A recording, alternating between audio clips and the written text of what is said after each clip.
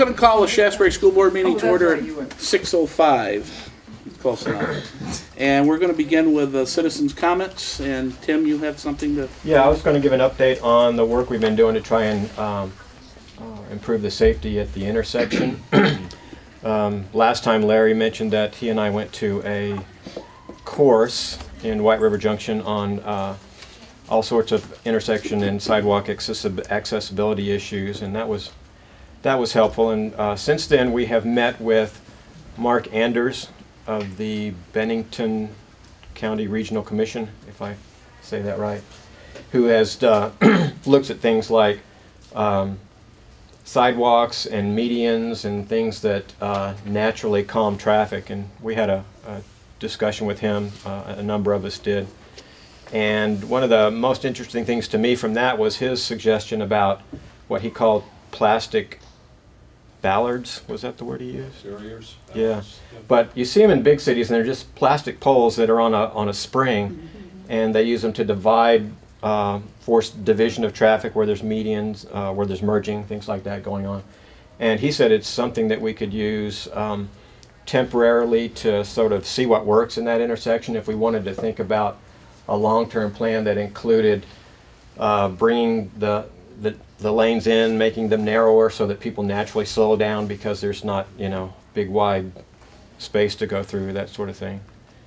And so so that was useful. And at that meeting we talked about setting up a meeting with Nelson Blanchard, who's at V-Trans, who's head guy.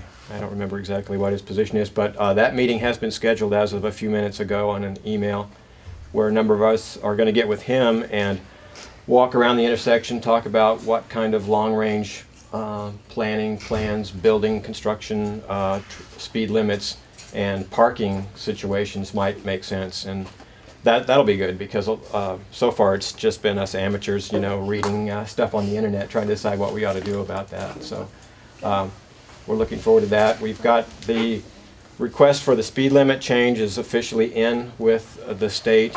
The committee that meets on that meets quarterly, and they just met, so the next decision meeting will not be until around April, when we hear if we get to lower our speed limit there like we want to. But they have promised that they will give us 2 weeks notice before the meeting when that decision is made, so that those of us that want to go up to Montpelier and plead the case can do so. And oh, one other thing. Did you report the blinking light is working now? Yes, the blinking light on the intersection, that is working again, so that when you're coming up that bridge, that little hill there, and you haven't seen the intersection of the town yet, that blinking light now works at morning school time and afternoon school time to indicate that you're coming into a school zone, a school crossing. And we mentioned that we got the 2 median signs. One of them got stolen pretty quickly. The second one was being put out by the city, but I noticed that it hasn't been being put out lately.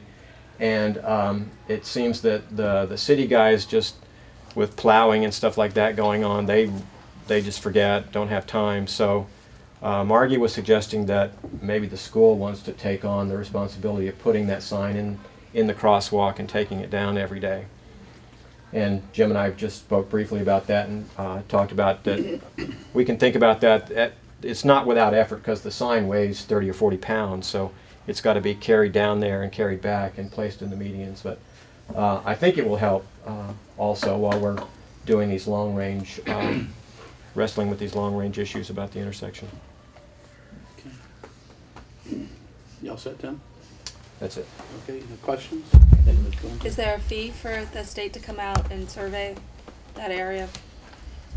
I don't think so. We just asked this Nelson Blanchard guy to come out and talk with us, and he said he would. But I don't know that for sure. Dave? Unrelated comment. Do you have something? No. I just wanted to make another citizen's comment. The Banner ran an article several weeks ago about the projected enrollment increases at Shaftsbury Elementary and at Arlington. A positive story, and I think you were quoted in it, perhaps. Oh, from the lister point of view. Yeah, Yep. yeah, as a lister. And anyway, the article was celebrating how some school districts are in fact seeing enrollment increases, and it wasn't exactly clear why Shaftesbury's had gone higher than people had expected several years ago. And I couldn't help but note that two things. First of all, that the trend at which we started seeing the increase at Shaftsbury coincides with Mr. Harwood's tenure here as principal. Mm-hmm. Maybe just a coincidence. No. But maybe not. And I also recall that both Arlington and Shaftsbury have had positive media stories about after-school programs. And again, maybe that's just a coincidence, but I think maybe not. So. Okay. And to follow up on the citizens' comment, can I do that, Frank? Yes, sir. And the after-school programming is totally, with a little bit of help, Kristen Zen Yes. and her folks. So we certainly want to thank Kristen. Not really loud enough. Good. Okay. Thank you, Frank. Yep. All right, the treasurer's report we'll do at the next meeting. We have a budget status report. Any questions on those? And if not, we'll get right into the budget discussion.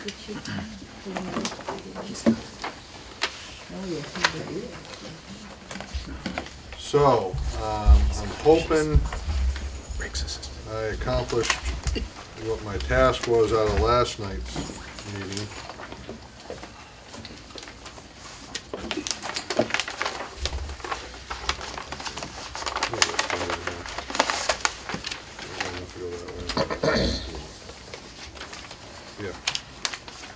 The first pie chart that we're passing around, the first picture that we're passing around, is a modification of the one you saw yesterday, which is the SU's global SU and all of its member districts, with the inclusion of grant money in that calculation.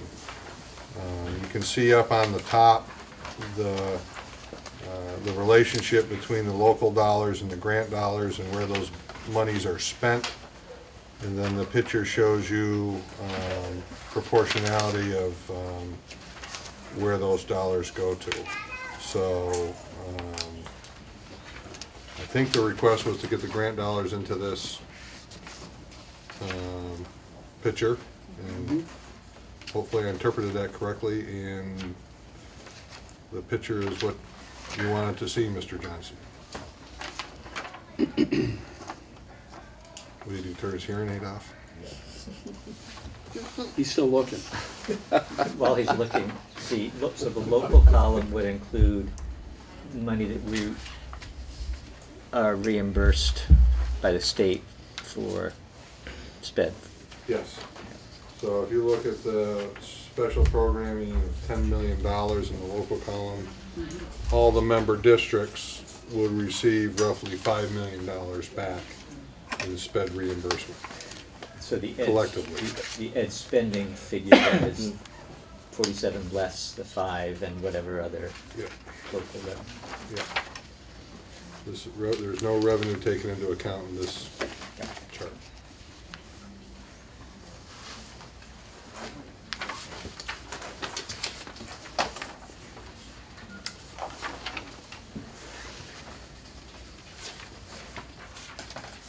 The second one coming around, which I think was Jen's request, this is the proposed, what I'm calling Shaftsbury spending.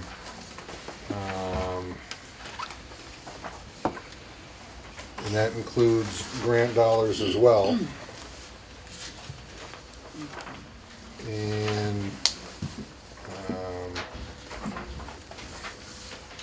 it's based on the budget that you saw yesterday, including the grants that we propose, propose to provide for you next year.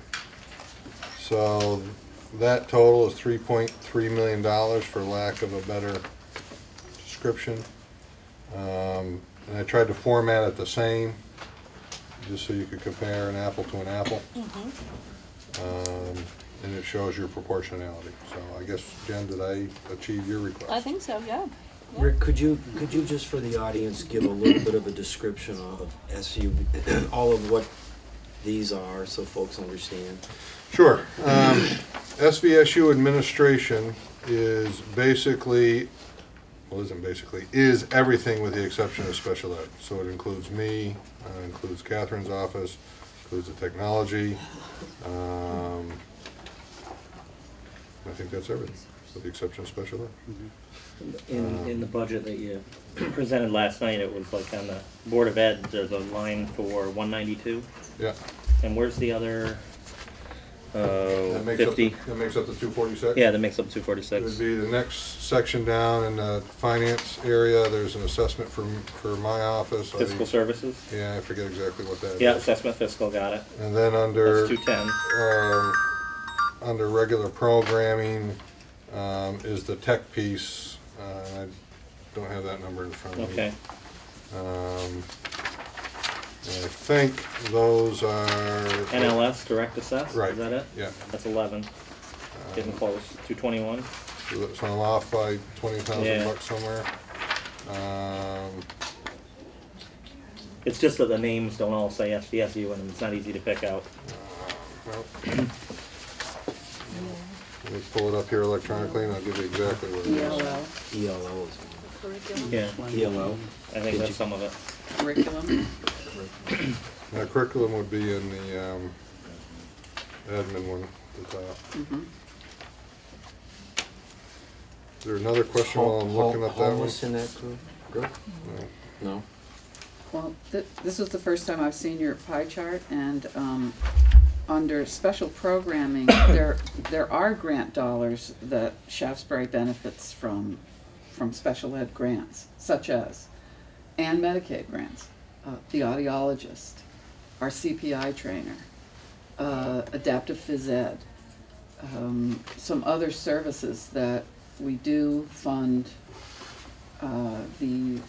all the districts. The physical therapist is paid with the grant. So, you know, we didn't have a chance to talk about this, and it would take a little bit of figuring, but, you know, for instance, if the physical therapist comes here 2 hours a week, we could figure out what portion of her grant dollars funds, you know. Okay, That's right. You know I what I mean? apologize, I misunderstood that. I thought you were asked that question. We were told no sped dollars, but if I made that mistake, I apologize. Right. Me? Or, So we can correct that. Right. It's in I've that scenario, never- you're talking very Right. minor dollars. Okay. right. Well, I don't know. It could be, what are you talking minor? I could say it would be at least $50,000. Don't you think? No? He's got that funny look on his face. My question following up is, so the and I realize we're looking at 2013 on the SVSU wide figure, but the grant total there, 6.7 million. Presumably, each district has a share of that. May be difficult to figure out exactly what Shaftsbury's share is, but that each district has a share that, when you add them all together, is equal to that 6.7.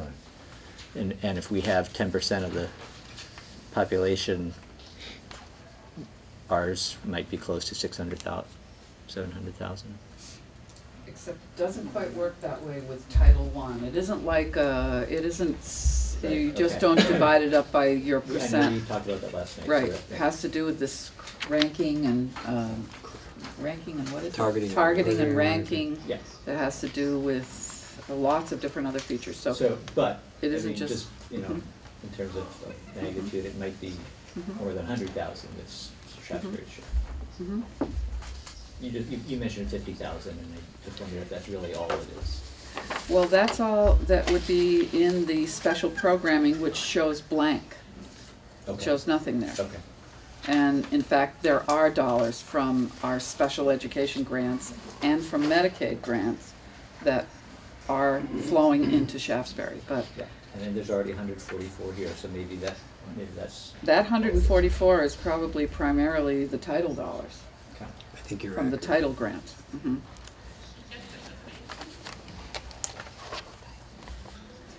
So 10% of our regular programming is supported by title grants. That would not be accurate. Okay. 10% of your total regular programming is supplemented by title. It's supplemental services to regular first good instruction. Okay. Cannot supplant good first instruction. So it makes, Yeah, can I follow up question? please. So, I don't know how to. I don't even know how to frame the question. Okay. I asked last night if we were going to have any reduction in staff as a result of the budget in front of us. The answer was clearly no. It was like a 1.4 increase, like 1 and then 0.2, 0.2, and then there was a 0.6 in there somewhere that was a little confusing to me, but it's not a decrease. Is that just the regulars, or is that including title? When I say staff, I mean every Yeah. adult in the building. You're clustering special education increase to a small degree, well, to the largest degree of the increases of personnel, 1.2, and then the 0.8 was title funded, 6 months. was funded, you're absolutely right, thank you. 0.6 was funded, and we put into the Shaftsbury budget, because we've lost that money in title, into the regular Shaftsbury budget. So you're sort of meshing some monies together. And we are, and to finish the answer, which I think was the tail end of your question, was we are currently not planning on a reduction in title staff in this building. However, there is an asterisk depending on what final free and reduced lunch population and how that targeted ranking falls next spring. That may require a shift, but right now, we plan to keep the same level of staff. Okay. To get back to your first question, yes, it Yeah. is those 3 lines. It's the 192, Yep. the 18, and the 30-something, right? Where'd that one go? The 36,000 comes up to the 246. Where's the 36,000? Is that NLS? Okay. You might have picked the wrong column there. I don't know when you're quickly Yeah, I could have, yeah. adding in your head. Yeah, you might yeah. get. Okay. But Thank you. those are the 3 that make up that. Thank you.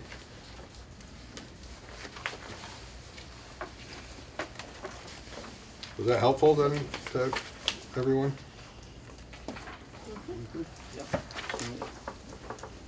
Do we want to talk about the Scoggins equation?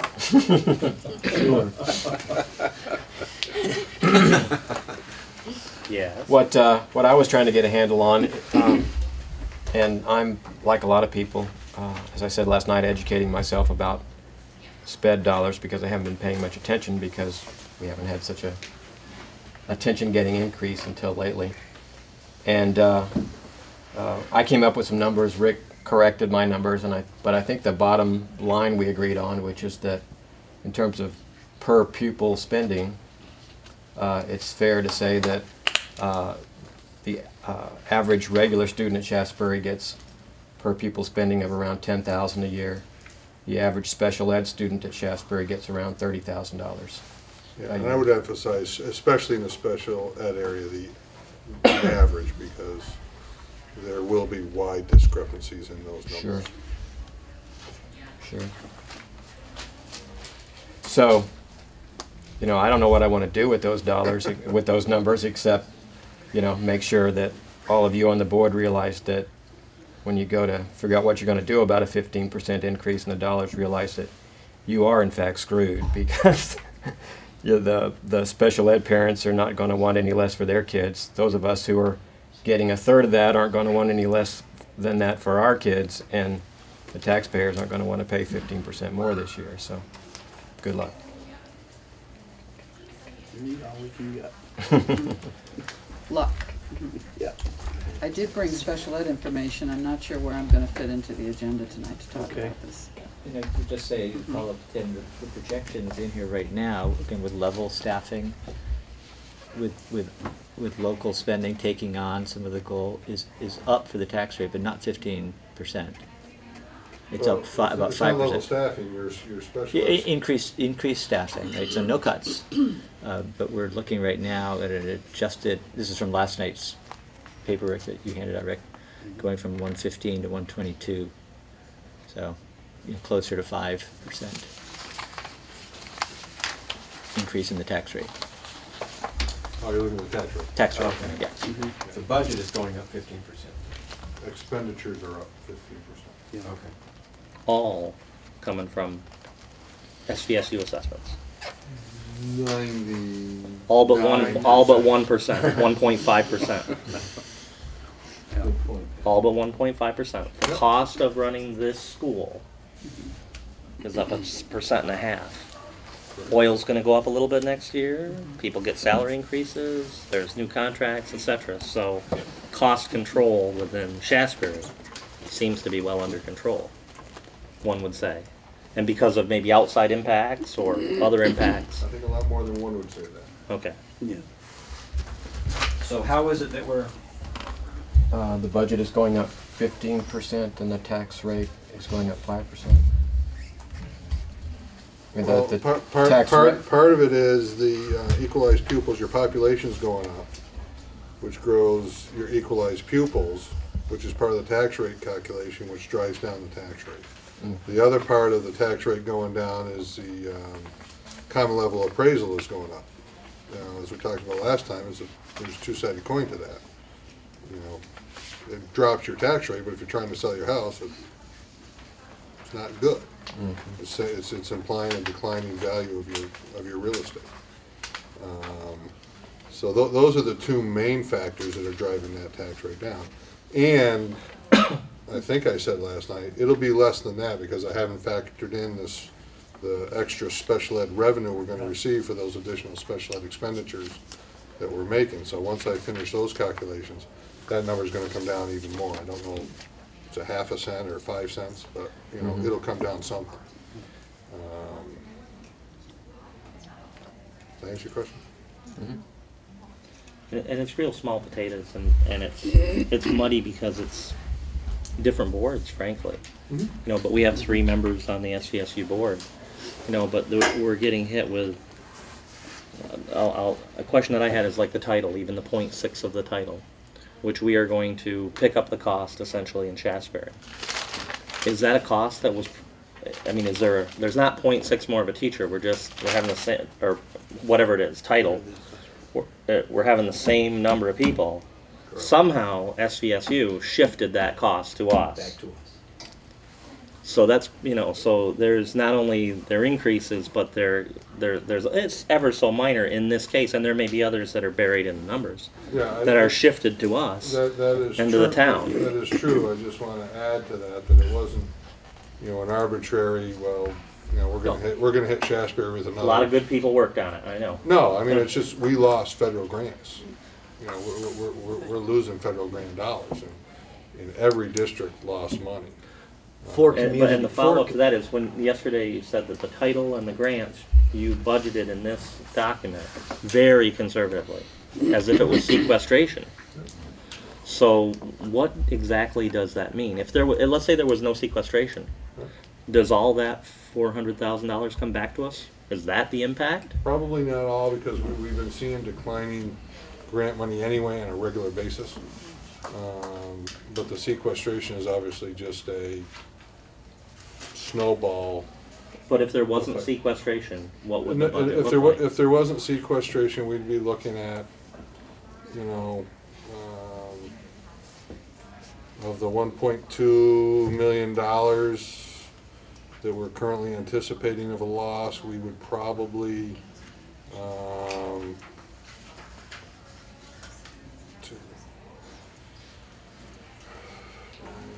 so we'd be probably looking at a reduction of about $700,000. That's a very rough number at the top of my head. No, not holding you to it. And we talked about yesterday about the game of chicken with this reductions, because if we go down the path we're going, which, you know, based on my conservative budgeting is what I recommend you do, and, you know, you and the SU board can clearly do something different if that's what you tell me to do. But if we go down this path and we hire, you know, that staff person in as a local instead of through the grants, and the grants get reestablished, we can then not supplant those dollars. We have to spend those dollars on another item. So, you know, we would theoretically, I mean, I don't want to speak for you, but we'd probably grow some other service somewhere else, you know, buy some computers or, you know, do something else. Because we can't, once we get it into the local budget, we can't supplant and take it out. And So- that's a smarter way of handling it anyways, because if you're putting that position in as a full-time paid out through the district, and then we'll have that, I mean, right now we're running into the problem with this .6 issue because it's been contracted for so long. Yeah. So I think it's smarter business sense to make sure those positions are in the budget as opposed to the grant. I mean, you clearly, when they're local tax dollars, you clearly have total control over them. Right. When they're grant dollars or SU dollars, I mean, SU you have some control over, grant dollars you have no control over. You're at the mercy of someone else's decision.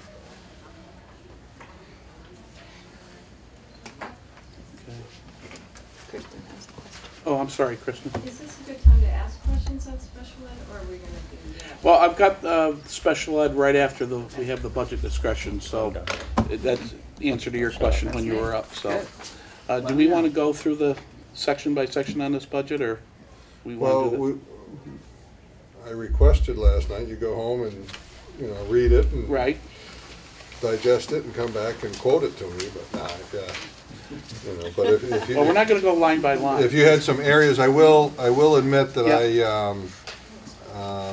I made a mistake, and I do need to increase this budget by $800 for your copier lease. Our lease is up, we're currently going out to bid in a couple of weeks, and based on our market research, we're looking at about a 15% increase in that line item to Shaftsbury is $800. Okay. So the next version you see, I just want to give you a heads up, you'll see an increase of $800 here. Okay.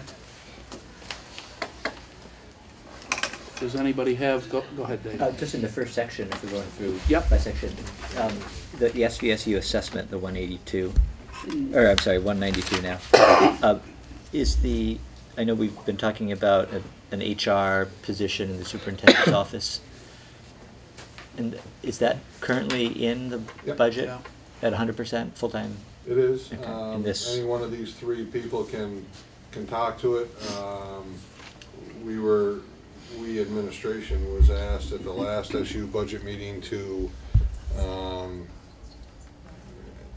this is a little bit around the barn door, so I probably won't say this right because I'm not an English person, I'm a math person, but it's going to be proposed, or it was requested that we look at keeping it a full-time position, but not starting the position until January of next year, which means our cost would be half of what we have in here. Did I say that right? Mhm. So that would be about $50,000 reduction, so flowing to you, you know, is $5,000 in that one position, if that's your question. Yeah. That was my question. And that file clerk position is still in there also. The file clerk is in at .8. Actually, I think that's right. in this number, I think it's in full-time, because I haven't adjusted these numbers based on the various versions we've had at the SU, because I'd be spending all my time adjusting these numbers. So that's still in here at full-time. It will, at minimum, be .8, and there's some discussion of making it something less than that. And I need to go back and to the HR position, and talk a little bit what you get in one hand, you kind of lose in the other. There was some strong sentiment around the room that the $50,000 we save there, we should put back into curriculum for the students. So That's currently still on the table, so it might end up being a net wash when it comes out to the final assessment. Your assessment will be less than this 192. I can guarantee you that. I can't tell you. I don't know if it's $100 less or $100,000 less, but it'll be something less than the one. And all the assessments will be something less. If you look at them, you can see they're just too round a number to be a real number. So they're and for the benefit of those that weren't here last night and didn't, I guess it wasn't filmed last night, was it? No. You know, I'm taking the approach too, is we have the North Bennington phenomena that, you know, if they truly go as a non-operating district, there are some assessment streams that they will not participate in, and thus those costs will have to be redistributed to the member districts. You know, obviously Mount Anthony and BSD will pick up the biggest bulk of that, but you do pick up 10, 11, 12%, because your percentage grows once North Bennington's out of the picture. I think you're currently at about 10%. So when you take them out of some of the assessment streams, you know, you guys have a bigger share. Everyone has a bigger share of the pie. The only comment on it's a work in progress. The only comment that I have a lot of comments, but I'm troubled, and maybe it's just a lack of knowledge. I'm not privy or knowledgeable of the SVSU budget, but if our percentage is roughly 10 or 12%, and our increase on that one line is $67,000, then it would indicate roughly a $500,000 to $600,000 increase in that pool of actual expenses at the SVSU level that are flowing down to us. And that's a lot of either headcount or I know we have a new HR person. That's part of it, but that's not it. Yeah, no. Well, there's a combination of the expenses and the loss of revenue, like we talked last night too, because there's a couple of $100,000 loss of fund balance that offset this year's assessment. Because those fund balances go back to the member districts. We can't bank those. We can't put them in the bank. We have to use them. Similar to you using your fund balance to lower your tax rate, we have to use our fund balance to lower your assessments. But you can keep a fund balance. Well, I could budget more money, and I can't. Right. You said you're going to zero, but well, we're going 25. Oh, we're going to 25,000. 25,000. To me, it's nearly zero. That's nothing. I don't know if that's prudent. But if you're including the grants, you know, in what's nearly a $20 million budget,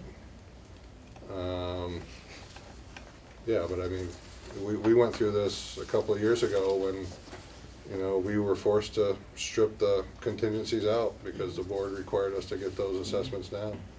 Fortunately, this year we were able to get them back in, and right now we've been able to keep them in. So now, you're not going to like the rest of this answer either, because, you know, technically, you know, by statute, if for some reason, you know, we go in the red, we issue a supplementary assessment to you guys, and you guys got to pay that deficit. So we don't want to do that. We don't intend to do it. Never done it under my watch. You know, can't guarantee it's not going to happen, but I can promise you that I will work damn hard to make sure it doesn't happen. So, go ahead, Dan. the lack of a fund balance this year, we've enjoyed fund balances before, but the lack of one going into this year is due to decisions made last year or 2 years ago not to budget for contingency. Partly. And possibly having spent more than was budgeted somewhere else. No, Some combination. it's largely shrinking that, you know, those contingencies, those cushions, those whatever you want to call them. Yeah. You know, during the challenge for change years, for those that remember that the SU cut and slashed everything it possibly could to reduce the assessments to the member districts so they could help meet those, even though it never officially came out that it was a requirement. We worked very hard to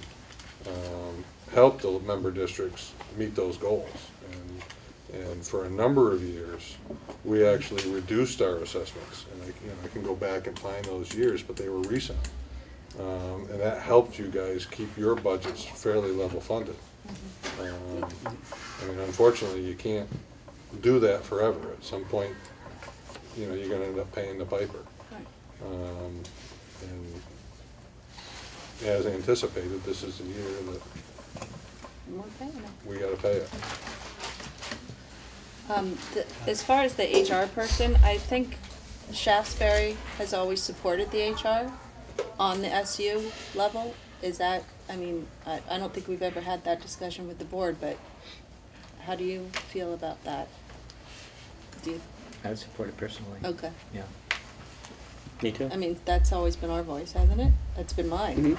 I think it's absolutely necessary. Me too. The only thing In a district this size. Yeah. Absolutely. I saw that as, if we needed to come back in the SVSU and reduce that budget, that was the one piece I was willing to concede, take that out, because it seemed that would allow us to meet all of the other concerns that the other members of that board had as to getting a reduction or getting sped in place.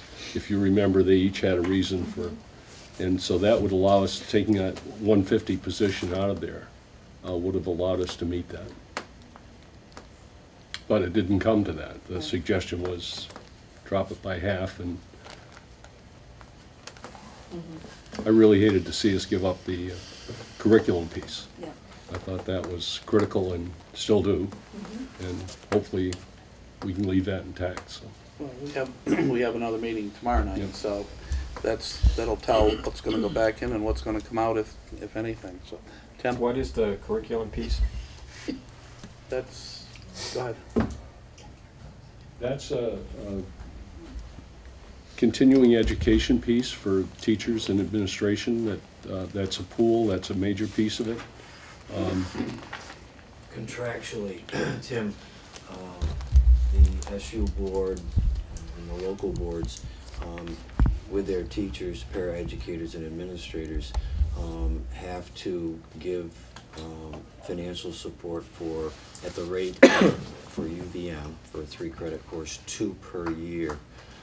So that's part of what Larry is talking about, the curriculum piece, but it also would be bringing professional development to our district, like in January, where we're bringing professionals in to provide professional development in the area of curriculum for our teachers. So there's a number of things that play into that total picture of what Larry has presented, but those probably are the 2 major things.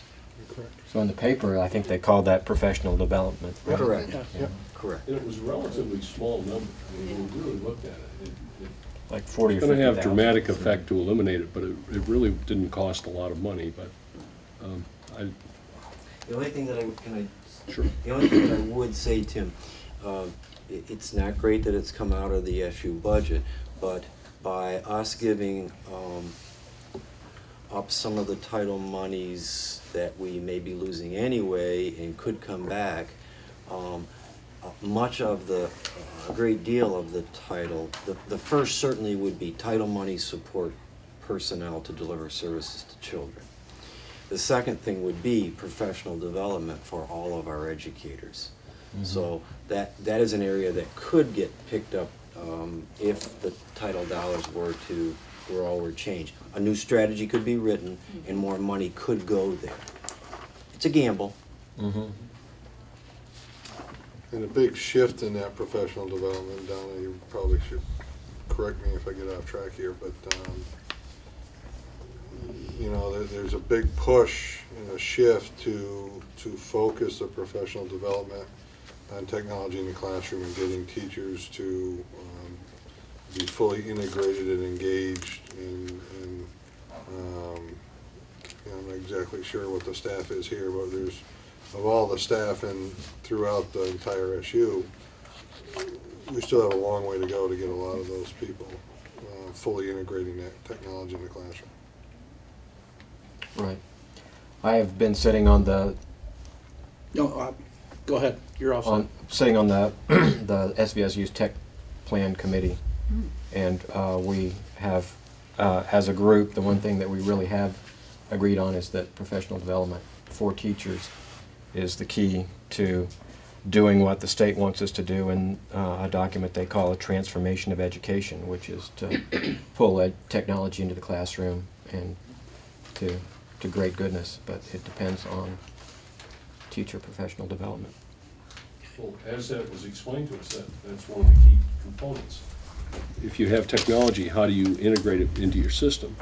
And if you don't have a professional development program to do that, gosh, we're hamstringing ourselves in two different areas. So, And again, I think another point, if I can just quickly follow up on Larry's, that's why the new technology, or the technology department reconfigured and became SU more driven, so that we will benefit from the technology integration specialist, which we have not had in the past. So for that $11,000 increase in our budget through an assessment, it's well money worth being spent in that direction to do what you folks are describing. The lady in the back, please. Unfortunately, I have a variety of different questions. I'm probably going to hold off of my budget questions because I wasn't able to make it last night, and probably it's too redundant for me to ask some of them. But as it relates to your technology the conversation, does the SVSU have any intent or any goal in trying to look at a one-to-one program, more so than putting in technology in intermittent pieces like Chromebooks here and netbooks there and different pilot programs? I realize there's grant dollars to pay for those, but is there any look at a one-to-one type project within our school system? Want me to be frank? You can be frank, or I can jump in a little bit about and be frank too. Short answer is yes. The BSD, for example, is funding hopefully next week a further pilot. It's BSD funds to put one-to-one, I think, as far down as the 4th grade, so it'll be 5th and 4th. And what's that device? Now you're out of my realm of expertise. It's a tablet. Tim may know that It's a one. tablet, it's a Kuno. Well, I can say that on the tech committee, we've gotten as far as arguing about that, what that should be, and a leading contender for that is what's called bring your own device. BYOD, yeah. Yeah, so that kids who have a laptop or an iPad or a phone that they like and can do what they need to do for the class can do that without expense to the district, and then the district just has to figure out what to do about the rest of them. The high school is this year, as we speak, doing 3 separate pilots with 3 separate pieces of equipment. One's a laptop, one's a iPad, and one's a something else. Bring your own device. Is that what it is? Middle school, Jeff, you may be able to help. I think for the most part, all 3 grades have been pretty much one-to-one in netbooks at all 3 grades. I know Tim Payne has in his budget for next year a new round of equipment. I'm not exactly sure which piece it is for the 6th grade next year. So, yeah, and I think if Frank was here, you know, he would tell you that over the next year to 2, they're hoping to gather, and maybe Tim can jump in. You may know more than I do, Tim. You know, significant data from all these little projects and test cases that are going around and say, okay, this is what we want to go to.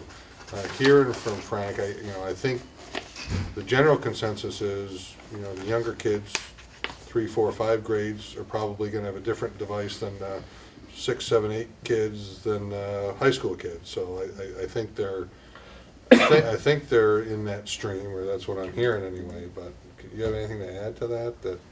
I think, and I appreciate your wanting it to be consistent and kind of Well, with the I thought. mean, it doesn't necessarily, I think there's value in different devices. I think one of the questions, in different grade levels, I think one of the questions that tends to pop up is, as you've been talking about, is professional development. You can stick devices in rooms and kids can figure out how to use them, but if the teachers don't have an understanding of equipment themselves, and I know, I mean, BY, you know,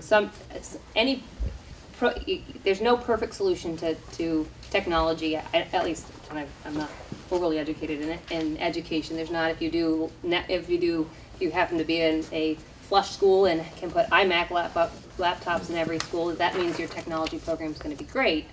But I think, you know, when you look at some teachers who may be hesitant to be able to integrate technology in their classroom, and then you put in different devices into that classroom, and now the teacher is going to be trying to teach a student about it, you know, having them use it, and then a student needs help, and there's 5 different devices in the classroom, and the teacher's not that comfortable, it creates challenges. And obviously, I'm sure you're going to pilot those things within classrooms where teachers are comfortable. But sort of when you look at it on a grand scheme, and you look at technology, you know, I have younger children, so I'm looking down the road of when I get them to high school, what they will have gone through.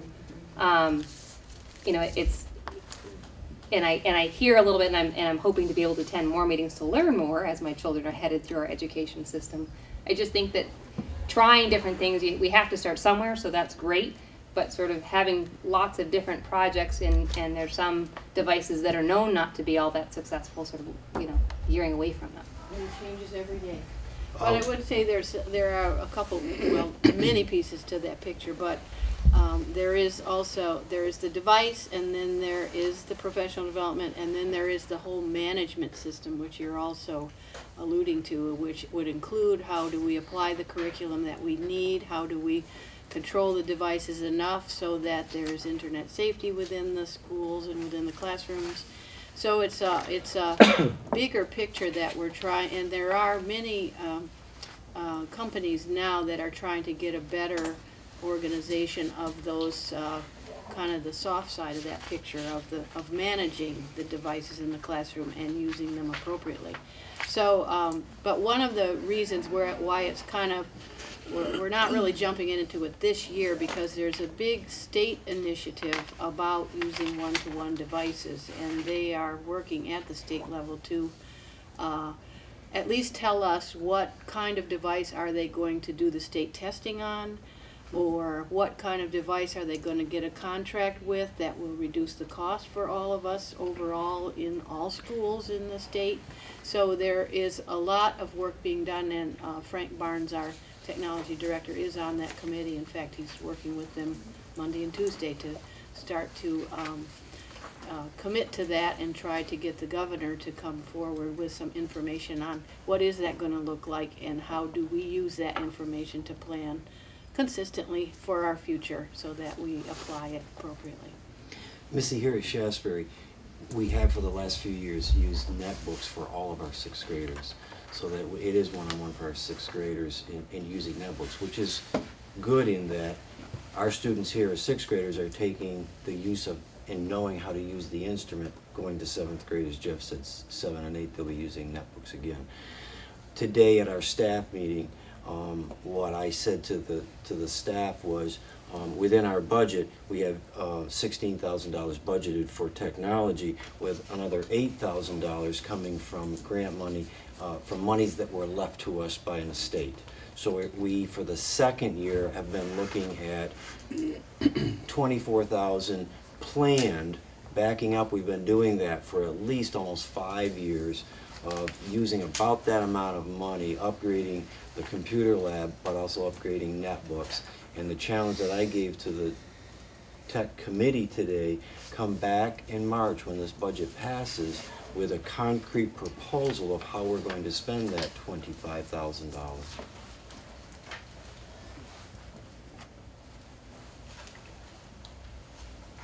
Anybody else?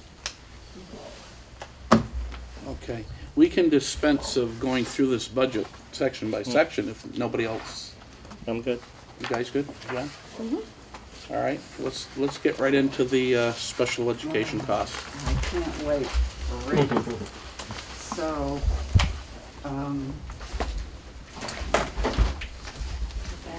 The bag. I know. I'm looking at the clock, and I know we were all here last night till after 9, and special ed is my life, and I could talk again until 9, but I'm not going to do that to you. So I'm going to give you some essential information, and then I'm also going to give you some reference information.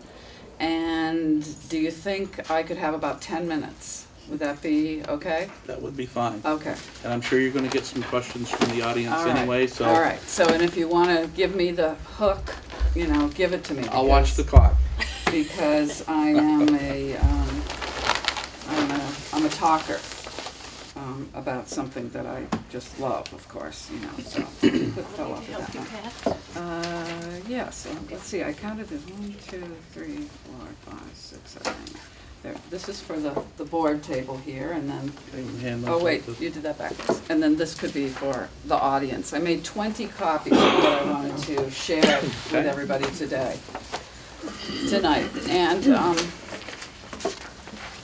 so I've been at several SVSU Finance Committee meetings, and then last night again, as we were talking about the special ed budget, what came up, the question that continues to come up is, what are we required to do in special education, okay? And so I thought and thought and thought. I've been thinking, you know, for the last couple of weeks since the questions first started to come up. And then Donna Leap and I had been talking about this too. It's very difficult to explain what you're required to do. But it begins, excuse me, let me put this book out. It begins with this, which is the Federal Register. This is the federal special ed law, and this is, you know, was first written in 1975, and it's been revised many times. But the federal law is the first and primary mandate of special education. It has everything in it, everything that we need to do, that we're required to do. Essential things that off the top of my head I'll mention. We're required to do something called child find. And that means we're required to locate individuals in our community, in our schools, who may be disabled and may be eligible for special ed. We are required to do that. And we do that in a lot of different ways. If Karen Burnell was here, she'd talk about the Early Childhood Family Infant Toddler Program. We begin in doctors' offices with child find. Doctors know that when they have an infant who appears to have a disability, they know who to contact to begin the process to determine whether or not that child needs services. When the child becomes a school-age child, we have a different process that we use for identification, and it's usually what we call, every school is required to have what's called an educational support team. And for the most part, our child find that happens in a school comes through the educational support team. But sometimes it comes from a parent coming in the door with a report from Dr. Freud who says, you know, Johnny is suffering from depression. That's a red flag for child find. We cannot ignore that. We need to do something with that piece of information. But I'll get to that later. So anyhow, the feds make the initial federal law. We have to do all the things in the federal law. Then every state gets to decide how they want to deal with the federal law. And so we have what's called the Special Education Guide, which is what we call our special ed rules and regulations in Vermont. And in Vermont, in around 1991, they passed a law called Act 230, which was then revised to Act 157, and I think I refer to it on your sheet here somewhere along the line. It eventually rolled into what's called Act 117, so it's had like 3 revisions. But the original Act 230 said that the law was written to counter the spiraling cost of special ed in 1991. And one of the provisions of the act was that the Department of Ed needed to examine all the Vermont special ed regs, and if we required anything more than this, than the federal law, it had to be removed. And for the most part, we did that. There are very few little pieces that are still in there for complicated reasons I don't want to go into. But what was very interesting to me is as I started to look for some information for the board, I was on the internet, of course, and I put in special ed mandates. And the first thing that came up was, and a lot of it, was from the state of New York. Because there have been a lot of attempts in the state of New York to reduce the mandates that the state of New York has established that go beyond the federal law. And it was very interesting to me to look at the long list of what I thought were pretty strange things. So I hope nobody is from New York. I'm from New York, so. Many odd things that the state of New York requires of special ed procedures that go beyond the federal law. And also, the next state came up was Connecticut. Once again, lots of extra things that are required. But I will tell you that in Vermont, there are very few, and I'm going to say less than 5 things in the state special ed regs go beyond the federal law. So I just wanted to tell you that these 2 things are my Bible. I'm really and truly, I look at them every day. I have to go to them to find the answers to questions. So I didn't want to copy them for you either. But if you want to, of course, this is what I have on the pink paper for you. You can go right to that website. You can see the federal special ed law. There's one that's the Vermont Department of Ed special ed regs. I put on the notice here of Act 117. And another thing that is another Bible that we use in the world of special ed has to do with how IEP teams make decisions about services. Okay?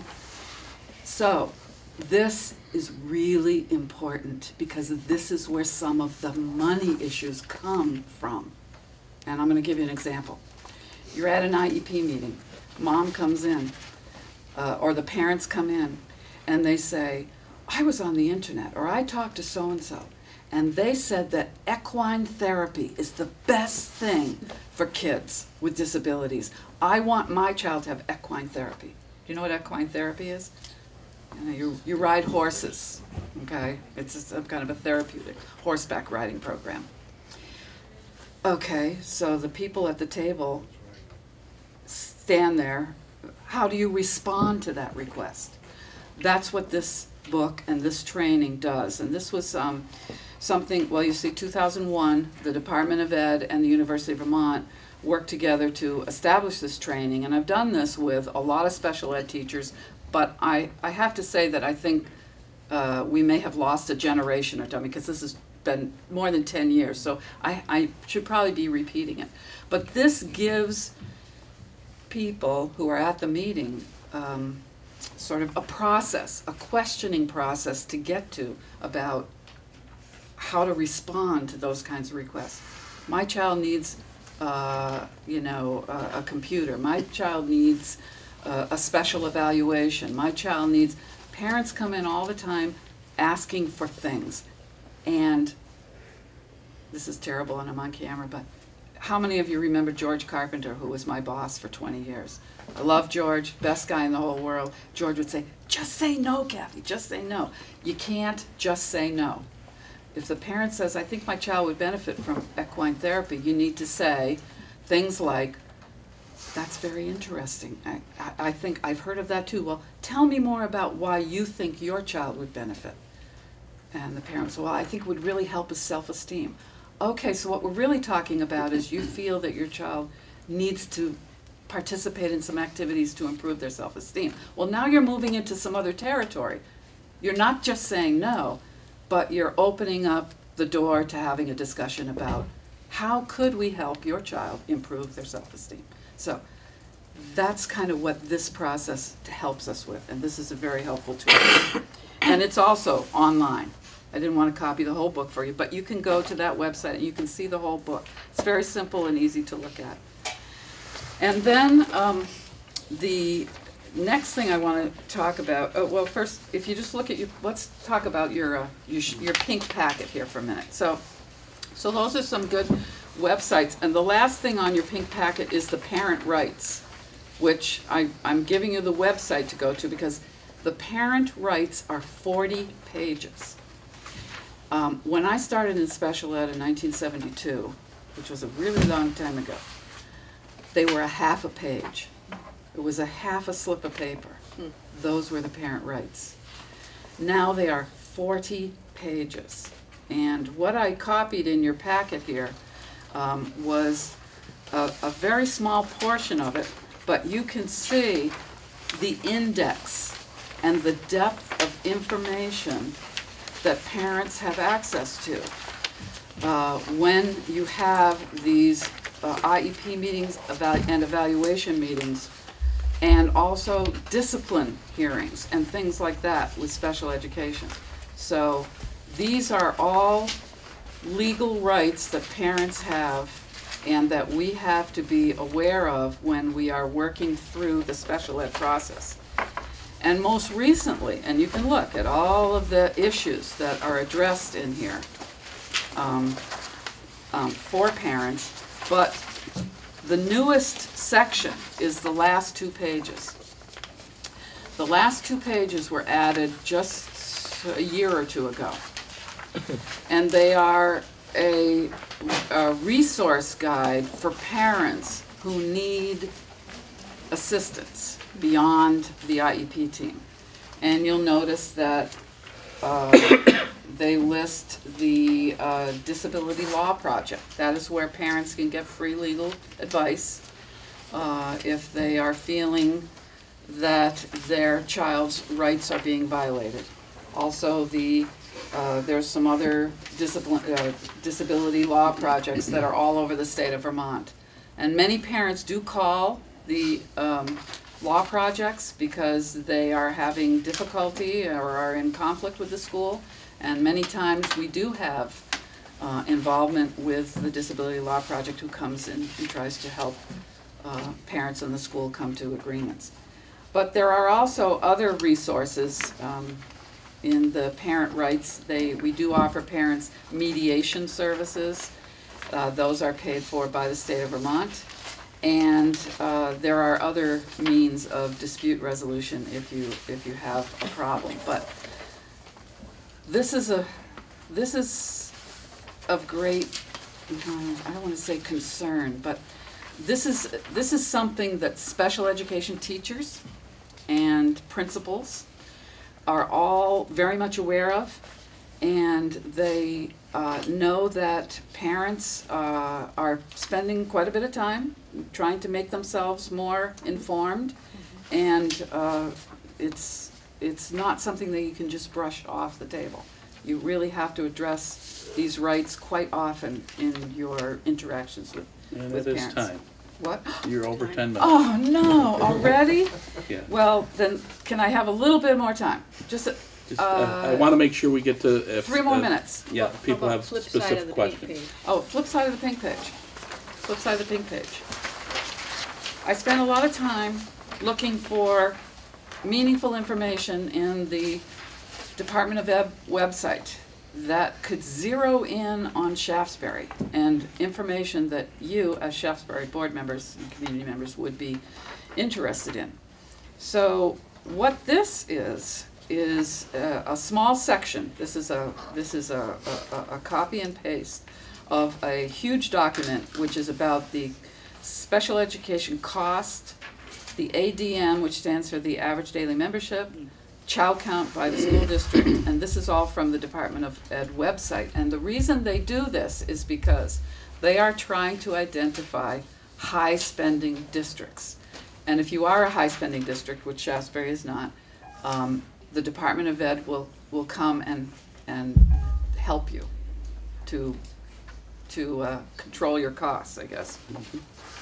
So you can see, I hope you can understand what I did, but it starts with 2012, 11, 10, 9, kind of goes down, shows how, I should have, I don't know, it's better to look at from the bottom up, you know, so you can see how over the years, over the last 4 years, your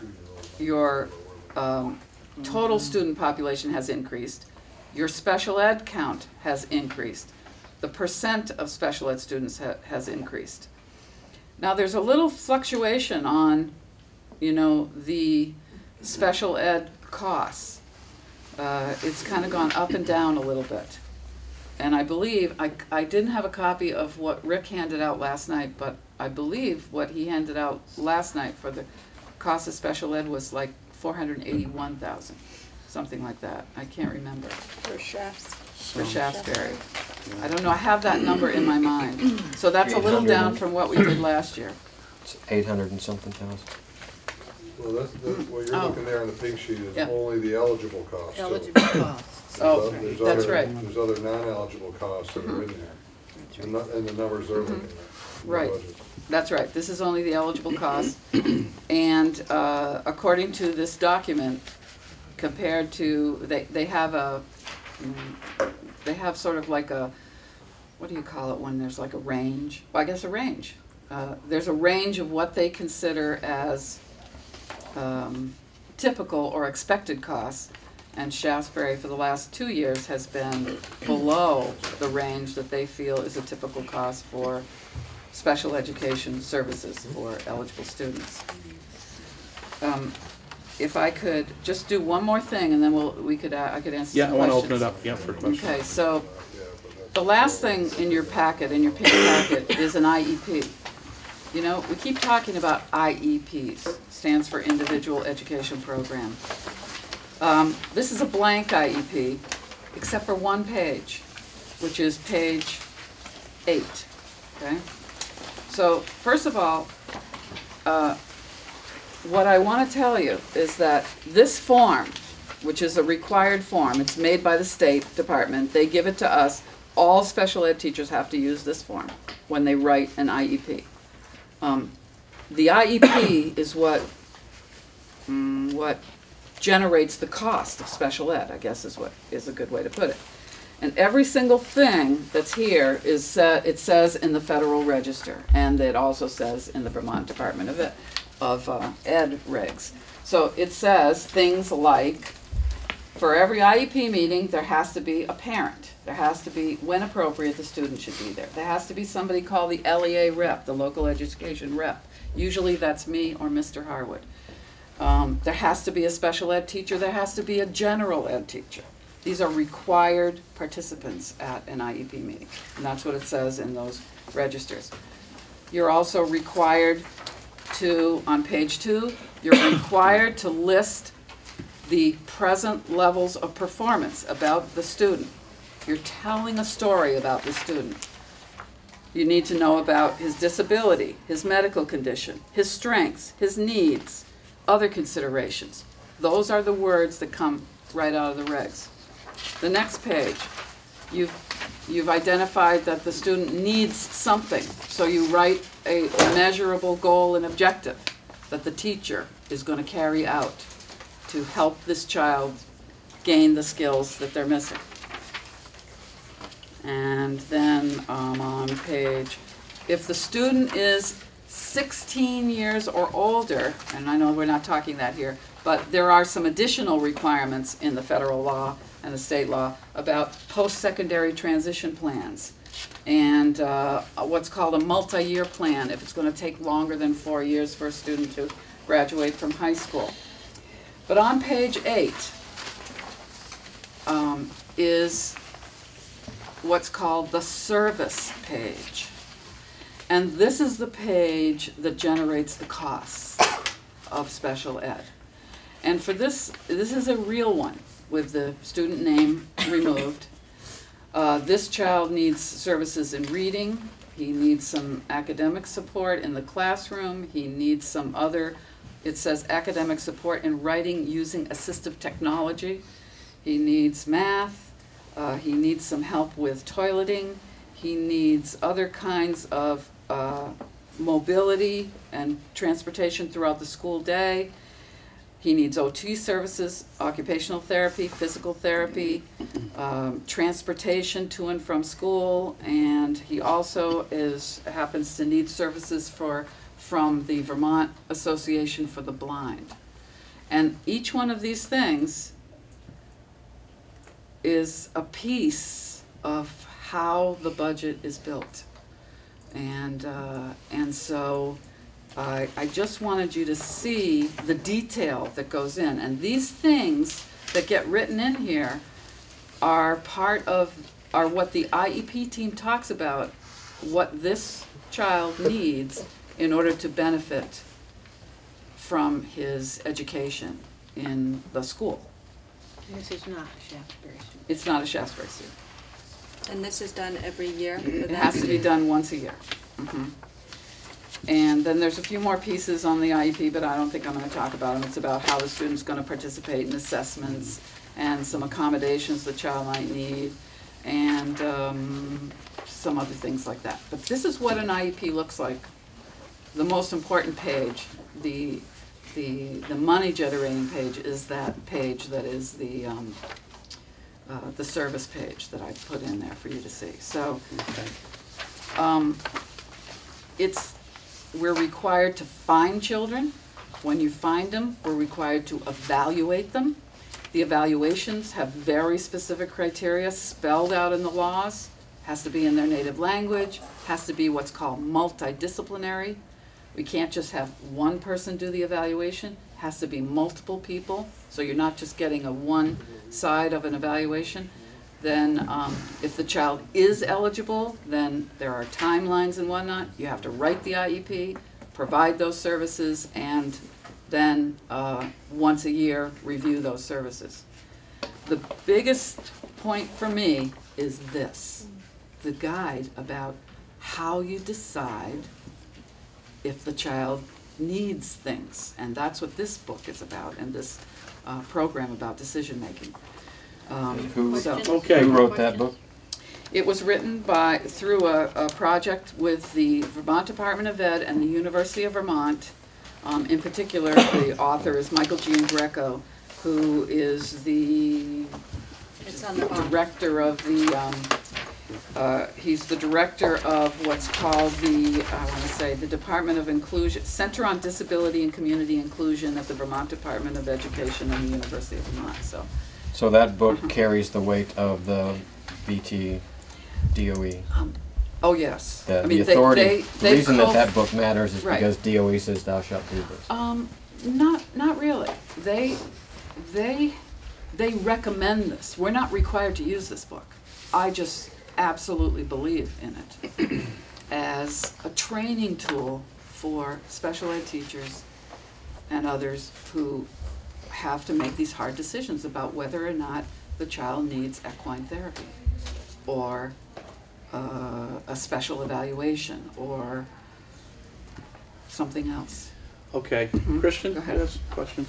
So is least restrictive environment part of that book? Like, can you speak to that? 'Cause I think Least restrictive environment is part of the federal law and the special ed law, and least restrictive environment is only the beginning of the sentence. The rest of the sentence is almost more important. The child has the right to be educated in the least restrictive environment where he will benefit from his specialized instruction. Okay? So what you do is, as an IEP team, you have to make your best educated guess. Where is that going to be? So I'm going to give you a famous court case. This is a famous case. That is, I'm just going to speak very generally about it, but it was about a child who had autism, who was in the kindergarten child with autism. And this is in Ohio or Mississippi, or I don't know what state it was in, but it was someplace else, not Vermont. But the parents really wanted that child to be in the kindergarten class. But the child had, part of their autism was they had these very loud vocalizations that to typical children sounded like screaming.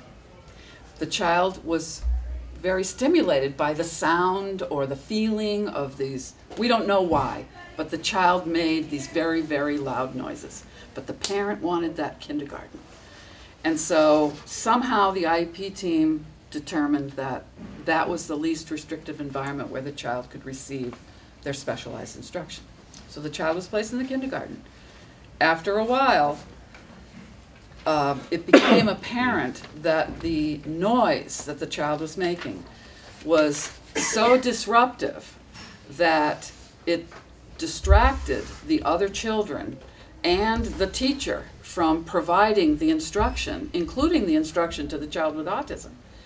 And so through a long court battle, because the parents did not want to give up that kindergarten placement, the school district eventually prevailed in saying that this child was not benefiting from instruction in the kindergarten class and needed to be in a smaller environment with fewer variables, where they had more specialized instruction and the child could learn.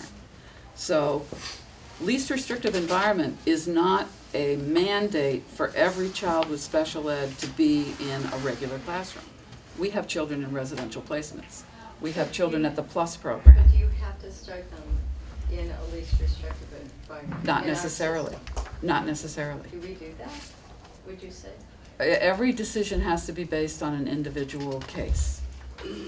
So here in Shaftsbury, would you say we generally start all kids in the classroom and then move out from there? No, No. no. There are I don't think cases you in can make that Shaftsbury. kind of general statement, Kristen. There have been students who start here, and there have been students who have not seen. There are Shaftsbury have not students who seen have never Shaftsbury been school. in this school. That's true. So then how do you know how to plan it? If for example, we have an increase of 10 kids in 3 years, how, knowing that some of them may never even come here, but yet all of them have the right to come here, right? If a parent said, I really want them to start in that. No, not necessarily. Okay. I mean, it's an IEP team decision where the services are going to be provided. And some you realize you're funding wherever you place that student. Correct. Shaftsbury would be But funding. it's more expensive to put them, for example, in a residential treatment place than it is to start them here. So we don't necessarily start here and then, I guess you've already answered it from what I, but no. here's my other, Some students have been here and ended up being somewhere else. Right. Some But students I thought have, they had to start no, here. no. My other big philosophical question, I guess, and I thank you for all this, but I guess even after listening to all that, I want to be special ed. I want my kid to be, not with difficulties, but I want them to have everything a special ed kid has. How come a kid who doesn't have special needs doesn't, how come I don't have rights as a parent that are written here? How come my kid doesn't get all the money a special ed? It angers me to think a whole population of people are getting everything and a whole population of people are getting nothing. And Well, that's the question that I thought was going to be answered tonight, more than. That is a, you're asking questions that parents asked in 1970 when the first laws were being But if they're still developed. asking them, then we haven't. Because their parents were not allowed to, their children were not allowed to go to public school. And Can I just go jump ahead. in? Sure. Part of what you have to realize is the special education population is supported by federal law, and we don't have a choice. We have choices in terms of programming, but if once they become an IEP student, they do have different legal rights. You, as a child that has a parent who is typically developing child, you have every single right to come to this school board and demand So to is that put what it into comes the down to? put into Is the people budget screaming? to add whatever amounts of money to do different programming that you feel your child could benefit, and then the board will react and the taxpayers will react. So So that's really you how do in that's fact done. have a right to come and ask for more or different services. And when you're told all the money goes towards special ed and the gifted talented program can't be funded, where do you go? Back to the school board and propose some sort of different option for your child. But what's interesting, I'm just really struggling with your question. It's a good question, in that all special ed students want is they want to get this, and the parents of the special ed students, they want them to get the same education as the typical students. They're not getting more. We're trying to help them get the same. And I Right. would like to come It across just as saying costs more. everybody should get the education. It costs The more. special ed kids should come to public school and get what they need, but the higher end kids Right. should get what they need. And when you see a budget that is so weighted, Right, and, I don't Pat, get and that. our attorney, Patty Page, I've heard her say this many, many times, which is, this is a fact about special ed. It's expensive and it costs more than regular ed. Because these children have disabilities and need things that cannot be found in regular ed, and that's gonna be an extra cost. But the other thing I think is important, it's not providing beyond, Right, it's providing access a to. door to open, a door that opens regular education to them. That's Right. all an IEP really truly Right, does. right. It opens that door for it sort of gives them a Right. level playing ground, Yeah. playground. Otherwise, they would not have. So it doesn't provide them beyond Right. what is already said is a standard for all children. Yes, and it costs more for them to get to that level playing field. I get, and it may sound naive of me, but I guess could you help me understand how do you determine that someone needs an IEP? Right, and Donna and I talked about that. I didn't want to bring in a lot of information about Because eligibility. I will first go on record by the grace of God, and one of them isn't here yet. You may tell me otherwise, Jim.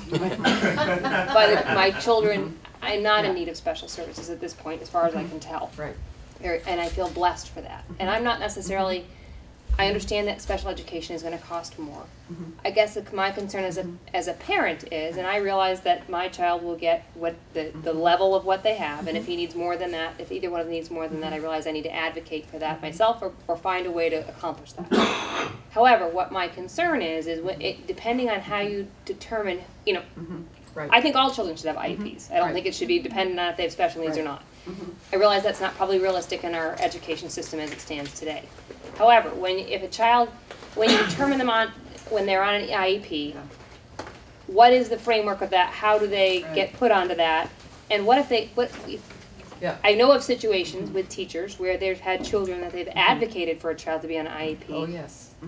and have gone 6 months in a classroom dealing with 2 children in particular, where neither one of them were put on IEPs. The classroom in a kindergarten level stayed below because the teacher focused her attention on on 2 students, and once those students were finally receiving services, the level of the rest of the kindergarten went to the level there it should be. So 6 months of the rest of the class Right. was jeopardized because that 2 students weren't put on IEP. I realize that's one specific example, but you gave out the one of the child there, so I throw it back, I Right. guess. Right. My So- concern is my child, Right. who gracefully, luckily doesn't need them. What happens Right. if there's a period of time that we're waiting for that child to get an IEP? Right, there's a lot of complications to what you're talking about, and I don't know the circumstances, but every school is required to have what's called an EST, Educational Support Team.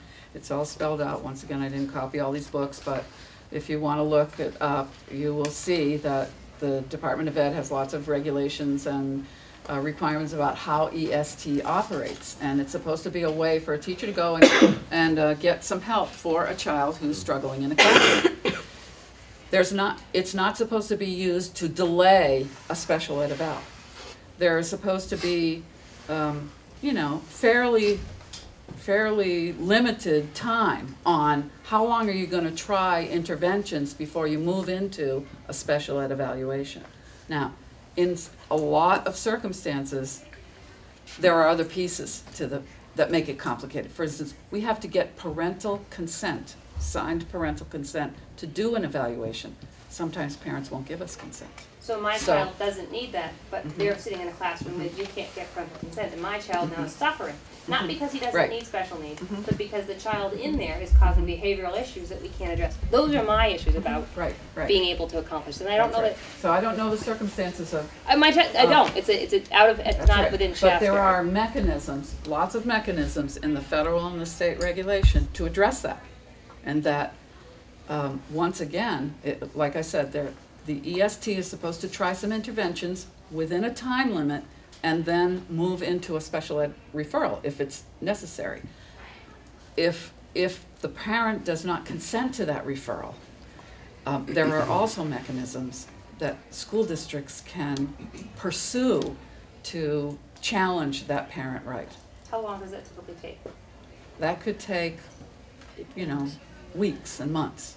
I mean, So that's a my child legal, who's capable that of would be a learning is in legal, an environment that's not okay. that would be an issue to be addressing with And I'm the sure that Jim teacher Harwood and would with do everything he Mr. could. I'm not Right. saying that he's not going to. My concern Right. is, and I'm not saying that people are going to be fighting me to try to accomplish that. My concern is it relates to the fact of how, and I, Right, the impact is, and I'm not, and again, I'm not trying to sound like I don't want this, I the know. child with special Right. needs. But my concern is that if at any point, and you don't know when, right now, one of my children is here and has a wonderful experience, and his classmates, we're not, they're all, the other kids in our class are being met, and I don't foresee an issue. But it's when a child comes into our school, and then, I think that should go to the administrator. that's right. I mean, but there I are guess many we have things. mechanisms Right. to do it, but my child's only 6 once, and I guess that's Yeah. my issue. So if it takes 6 months to get the behavioral issue resolved, or 3 months, or 4 months, but 3 or 4 months of the The class. last thing that we would want to do is take any legal action against a parent. If I was told about a situation like that, I'd be wanting to meet with that parent, I'd be wanting to offer some mediation services to that parent, to try to get to the heart of what it is, why and how we can come to some agreement to get that child some help and resolve the situation and not let it go on. That's a long time. That's the problem with, the admin and the building. If it's taking that long for your child, if you feel your child is not getting the education he needs because of another student, I would be in there every day saying you need to take care of this. And I would. I guess my point Right. is right now the way the system is structured is if there are children with special needs and we try a certain route or they haven't been, and I'm not looking for you to have a solution tonight. I'm not looking. It's more of having a conversation about what does it look like for in those situations. And I hope, knock on wood, that never happens. I hope I'm not the person knocking on the principal's door every day. I would be, but as you're talking about you to talk to that parent of the other student, my kid is still in the classroom every single day with the behavioral issues until we can get there. There are also other things, we talked about that briefly yesterday, that as part of this Act 230, 157, 117 thing, they have given special ed flexibility to work with non-special ed students, special ed teachers like Sarah. 20% of her time can be spent working with non-special ed students. That's a legitimate, allowable special ed cost. So, that's another thing that is available for kids. But if the poor teacher, special ed teacher, is being pulled because Jim gets 10 extra kids this year that he didn't know were coming, and all of a sudden, how would that ever even work out? Well, that right now, what is happening is over the last year and this year, the percent of time has been increased for the 2 special ed teachers. So would you say we're seeing an increase in identification of special ed kids? Is that, would you say a trend we're seeing? I didn't have time to look at all the data. These could be kids who have moved. Just off the top of your head, would you say yes in SBS? No, I can't say yes. I don't know if these children have moved here already from another place with an IEP. Yeah, right. That doesn't mean that we have pursued that avenue, that it happens somewhere else. That happens sometime. And sometimes so we don't know. I couldn't say. I'd have to look at every case. And they're getting older too. I mean, kids in early child care they're now graduating into the school system, into the district. So as a parent, can we come to the board and scream as loud as parents who are getting all these services? Is that, I don't want to scream. I just would like to know philosophically why one group of people, whether they're special ed kids or not, are getting 30,000 per pupil, as Tim said, and kids who are not are getting 10. Why would that be fair, period? Whether It's not fair if you have a disability. no, I know, right, trying but is to- it fair to the kid who doesn't have the disability to not get their needs met also? Well, why That's do you feel they're not getting their That's needs? right. because That would I've be had my conversations with teachers, and I think it's unfair. I've personally, only my theory, that we haven't given our poor teachers enough training, so they're frustrated. They get in a situation where they don't have the tools to deal with it, and the kids are started in their classroom, and it may take 6 months or a year before we all realize this isn't the best place. It's been my experience since I've been here that we've had kids in the classrooms that are, it's a wonderful experience, and kids that maybe it took longer than normal, what I would consider normal, to figure out what their needs are. And the kid, I feel the bar has been lowered to some extent, and I don't think that's fair to any kid. I think, Well, we don't want any bar to be lowered. We're trying to help. The bar is where it is. I mean, there are standards and there are expectations and but there's when the a whole- teacher is being pulled to help more kids in the classroom than she's ever had before, it's a natural that the kids who are more capable are not being given the attention that they need. Well, if A that's good the teacher is situation, you know, doing that. I would rely on Mr. Harwood or the principal or anybody else to gather some information about that. I mean, I've had situations where we've actually sent in independent observer into a classroom to just observe what is the interaction and how much time is taken away from instruction or whatever, to see if we can make a decision about whether or not there's some qualifying factor about whether or not the child should be in the classroom or not. You know, But that's not a standard. That isn't a standard procedure. no, No. it was There are no around, standards. that was a case. Every case is different. In another school where there was a statement was made that that the teacher was unable to work with the class because there was a child in there that was causing tremendous disruption. And so we sent in an independent observer, someone unknown to the teacher, the school, the whole thing. I mean, they knew that somebody was in there to, you know, just take some data. How much interaction is there? How many times does the teacher have to correct, move, walk, towards, talk, touch the other Kathy, child? I don't mean to cut I you know. off, or you, Kristen, but this lady's been waiting patiently to I ask. can wait. if you want Okay, me to. but Jim, you had something you were gonna, Right. Mrs. LaCroix had something. oh, okay, So go ahead. there are ways to look at specific situations. I also want to say, and I heard you mention gifted and talented. Probably since the beginning of the special ed law, there has been a lobby group to try to get gifted and talented classified, I hate to say this, but as a disability. That doesn't make any sense. But to bring them into the special ed law so that they would get IEPs. And every year, they have, whenever they open up the regulations for, the federal regulations for amendment, there are huge lobby groups for gifted and talented that go in there and try to bring the points about why they should have IEPs for gifted and talented students. And so far, they have never prevailed. And I don't know why, but if you're really interested, you could look. I'm sure they have archives of testimony and comments around that. But I know one time I got to go to Washington, D.C. and testify before Congress about some particular things that they were doing in the federal regs. And I was number 41 of like 1,000 people that were going to testify. And I bet you 30 of the people ahead of me were about gifted and talented. A wise man said to me once, all of our kids are gifted. And he's sitting right there at the end of the table in a red sweater. And the red sweater. You Okay. just complimented a wise man. You're All a of our wise man. kids are gifted. Sorry, They I'm are. asking a math I think I said They that are. to you. And it's our They are. community, and we need to take care of everybody. Kristen, has most of your questions been answered, or you still have No, more questions? It is an emotional thing for me because I think everybody should be included, and I think everybody should be, I know there is no fair. I'd be the first to say nothing's fair, but it seems too weighted to me in one direction. And my kid isn't gifted and talented, believe me, she's not. And I may have one that is going to be on an IEP, so I just think it's not fair right now, but. Can I interject one thing? Oh, sorry, you're gonna say. Oh, go I was just doing math. I think one of the things that sometimes gets lost, and I would say I believe wholeheartedly of what Kristen's saying as it relates to costs. However, when you look at this IEP that you gave us, this particular child needs to be toileted 5 times for an hour apiece, and you've got 2 different professionals within here doing it, one being a nurse and one being a para.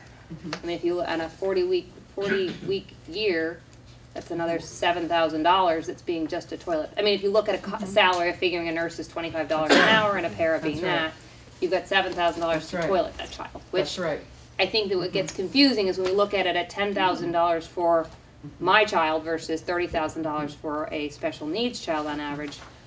My child doesn't need to be toileted, so I don't need that extra. I mean, I'm not saying that's the only thing that child's getting, but it helps swallow it a little bit because. Your child can poo. Right. And your more gifted and talented kids have their parents to fight for that. And a lot of these kids don't. Another thing in special ed, which is really important, is the word appropriate. It's a free and appropriate public education, and a lot of times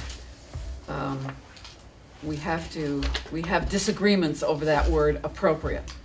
And so I'll give you a typical one would be about speech and language, and the parent would say, well, I want my child to have speech and language 30 minutes 5 times a week. And the speech pathologist would say, well, based on my evaluation and my professional opinion, I believe that your child will make appropriate progress if I see him 30 minutes 2 times a week. So we have to have that discussion about the parent wants 5 times because they really want that child to make progress in speech and language. But the child is not entitled to maximize their services. They get what is appropriate for them to make progress. And if I was sitting at that meeting, I would have to listen to the qualifications, the assessment, and other information that the SLP, and then the parent reasons, and as the LEA, I'd have to make a decision about what is appropriate, 5 times or 2 times for the child to make progress. And that's where it gets very touchy sometimes. Kathy, we gotta I know. cut this, but that's okay. See, that lady has had a question. I just have 2. There's funding that comes in just for special ed, which is bigger than Shaftsbury. So to say that these kids are getting 10,000 and these kids are getting 30,000 out of the same budget, well, there's separate funds that are covering a piece of that. A piece of it. Correct? A chunk of it, though. It's not like it's. Well, there are some federal funds, a little bit, like for adaptive phys ed, Well, like physical. speech, those all get billed out. The speech is actually part of your Shaftsbury budget. It doesn't get billed out to Medicaid? No. Some of it gets reimbursed. There is reimbursement. Right. Which is, they talked about that yesterday. We do get reimbursement on all the special ed costs, but the speech is paid for in your local budget. Right, but the money comes back, which is what you talked about. Yes. As the source of revenue with the reimbursement. Yes. Right. So Theoretically, it's the 32,000 or whatever that number was for average, it's not specifically being pulled from other. 16 of that is coming back from a reimbursement, so the local district share is really only 16. Very, very simple math. It's not that simple, but Right. So from a conversation context, that's roughly what happens. I guess just my other thing to parents that are obviously frustrated. I had one daughter, same homework last year, 10 minutes. This year, it's an hour. So as a parent of a gifted child, you don't have that hour of pulling your hair out every night. So my kid isn't gifted by any means, but no, really, I'm not. No, I'm just here to in argue. general. I would give up all those services, all that money, to not have the issues. You know, she's in 2nd grade now, and speech is still an issue. Yeah. And she did well, so we backed it up, and now we've put it back to catch her back up. Oh, yeah. So I don't think anybody's taking advantage of services. I think it's the minimum of what it needs. At least I do need to go on record as saying I am not saying that special ed should be cut. I'm not here to say that that line of the budget should be cut. I'm grateful that we have the people we have. Obviously, as we're getting more identified kids, we need to service those kids. They should get it. I am not here to cut any of that. I'm here to speak on behalf of people, kids, parents, whose kids are not special ed, and I feel like the bar is being lowered, and maybe I'm incorrect in that, and I think there's a whole nother night that we need to dedicate to this. And when I called Catherine and she asked you to do this, my questions were just philosophical, not to get into the money part. Is just how does a parent of a kid who is in special ed, I don't want to scream. I don't want to scream like any other group is screaming. I just would like to understand it more and provide the same services for kids who are not special ed. I'd love to have another meeting because I could talk about special ed every day, every minute. And I think a really serious thing that I heard you say is that you feel like the bar is being lowered, and that's very concerning to me, and I would want to really look into that more, and you know I would work with Mr. Harwood on that too, but I'd be really happy to do that. This lady's next. Yeah, She's been waiting for Hi, you. I'm Megan, this lady. I am a proud parent of 2 very average sons. And I have to say that I think that want and need are very different. I moved here from Alabama, and I had friends that had children that needed IEPs, and I went through this with my friend, and I feel that they get first dibs in my mind. If they need something, they should get it. I really would, I would pay whatever I had to pay to make sure that the kids that needed the services got them. I just feel that it's really hard, too, to talk about money because we're talking about children. We're talking about pieces of our community that don't have the tools that maybe everybody else has. So I just wanted to come and say that, you know, I'll pay more. I don't care. I think that our kids here get what they need. There's small classroom sizes. It's a small community. And maybe if you went somewhere that didn't have what we have, you would understand how significant our education here and what a great school this is. So, I mean, I want my kids to be with special needs kids because guess what? Everybody in the world isn't the same. True. And there's tolerance, there's compassion as part of the education piece that I think that everybody needs to think about. Yeah. And sometimes it's positive. not. And I want my kids to be with kids that are different. And, you know, that's all I have to say. But it really, I don't know, I'm kind of emotional about it because I want kids to have what they need. Not everybody has parents that are going to fight. Not everybody has a school system that is going to support them the way that they possibly should be. But I think here at Shaftsbury that isn't an issue. No. But that's just my opinion.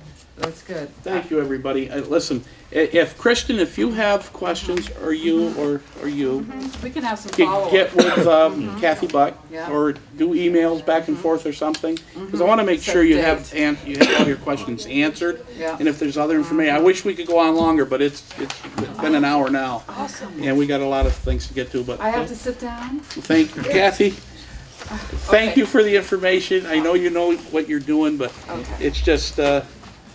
There's so many more questions that could be asked, I'm sure. We could be here for another 2 hours. I think the pink sheet with the Yes, websites, if you want That's to go gonna on be there, helpful. that's much more detailed reference to what you're asking. Very helpful, very. Thank you. Okay. We have other on here, or don't have any, new business, don't have any. We'll go right to the consent agenda, and that is a revised consent agenda. You do have Jim Harwood's letter in there, and we also have a teacher, Diane DeSantis, there. No, Jane. Or Jane, excuse me. DeSanto. Jane DeSantis. Already retired. You're right. It's a long night. I've listened to special ed for so long. Jeez. Get him some service. Get him some services. Hey, what do we? I don't think we can afford it. Okay. All right. Frank, before you act upon that, yeah, go ahead. I would like to make just a quick statement. Yes. Jane DeSanto has been just an outstanding employee, teacher, educator, community member here at Shaftsbury. She is going to be missed. She is just a natural in the classroom, and her students love her. The staff work well with her, and we certainly wish Jane the very, very best. Absolutely. All right. Can I just say one thing? Sure. I think, Mr. Harwood, you should just round it to 35 years instead of 34, because it's an awkward number. Okay. If you could take that into consideration.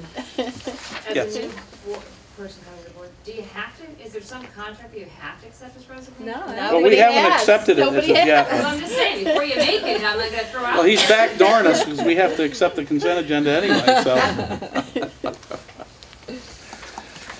Okay, we have the minutes, December 11th. Is any changes or comments on those? Good. Hearing none, okay. We have the warrants, 1,013 for $70,219.77. We have 1,014 for $44,431.90. And on 2007, we have 347,195.26. Should we take the? I'm trying to read them quickly because I don't see any consent. Should we take the retirement separate? Do the retirement separate from that? Yeah, I'd do that. Make a motion to accept the retirements? No, I need a motion to accept the minutes and the warrants. Oh. So moved. Second. Okay. Any questions? I had some questions on warrants.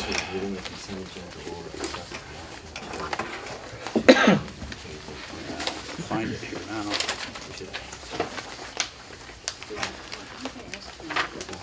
Okay, on the warrant number 2007, I guess I'm just commenting, we have an alarm system that's been put into the shed. And there's some other things here. The alarm system is Yeah. the fire that connects to the entire system throughout, so it's Okay, not- so that's not just in the shed itself? No, it is not. Okay. So the okay. same fire alarm system is connected to the I main gotcha. building. Okay. All right, I guess that's all I've had at this point. So, all in favor of the minutes and the warrants? Can we talk about the minutes? Sure, yeah, go ahead. I was under the impression that the personnel issue that we discussed, we came back out, and it was for a change of funding for our guidance person, and that she was on the consent agenda, and we acted upon that consent agenda so that she became a Shaftsbury employee. Oh, yeah. I know. And it, She was on the consent agenda, and what meeting was that? and it doesn't reflect any of that. Am I missing it somewhere? What meeting? The December meeting. Yeah. December 11th. Yeah. Are you talking about the school community liaison? Yes, Yes. correct. Yeah. Okay, so that should be corrected because it was on the consent agenda as a nomination authorization. So therefore, it should be a nomination. And just for the record, Right. we did not ask for a particular motion coming out of executive session because it was incorporated into that. Mm-hmm. Okay. Yeah. Well, Well, Jim, then go to page 1, Okay. line 22 and 23.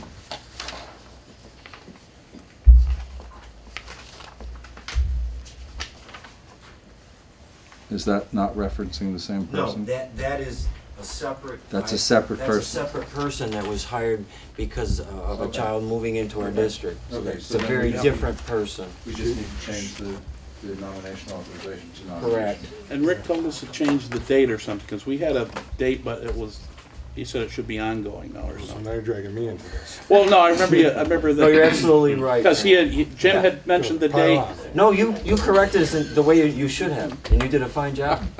Did you document that? I think you did a fine job. That I corrected them or something? I'm not sure, I don't think I did.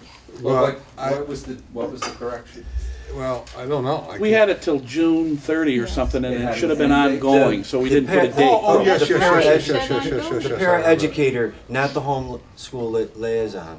So Okay, we're well, that- trying to combine two things here. We Yeah. really should be careful. Yeah, Yeah, that was the paraeducator. Correct. and that motion is just the position beginning January 1st, 2013. It So- doesn't have a date, doesn't have an end date. So we cleaned it up along the way. So Good, I see the school community liaison on the consent agenda for whatever date that was, December, whatever it was. Correct. 11. But is there a motion to accept the consent agenda on the minutes? I'm concerned because we have no proof that the board took action. Oh, well, then we'll just amend the minutes as amended.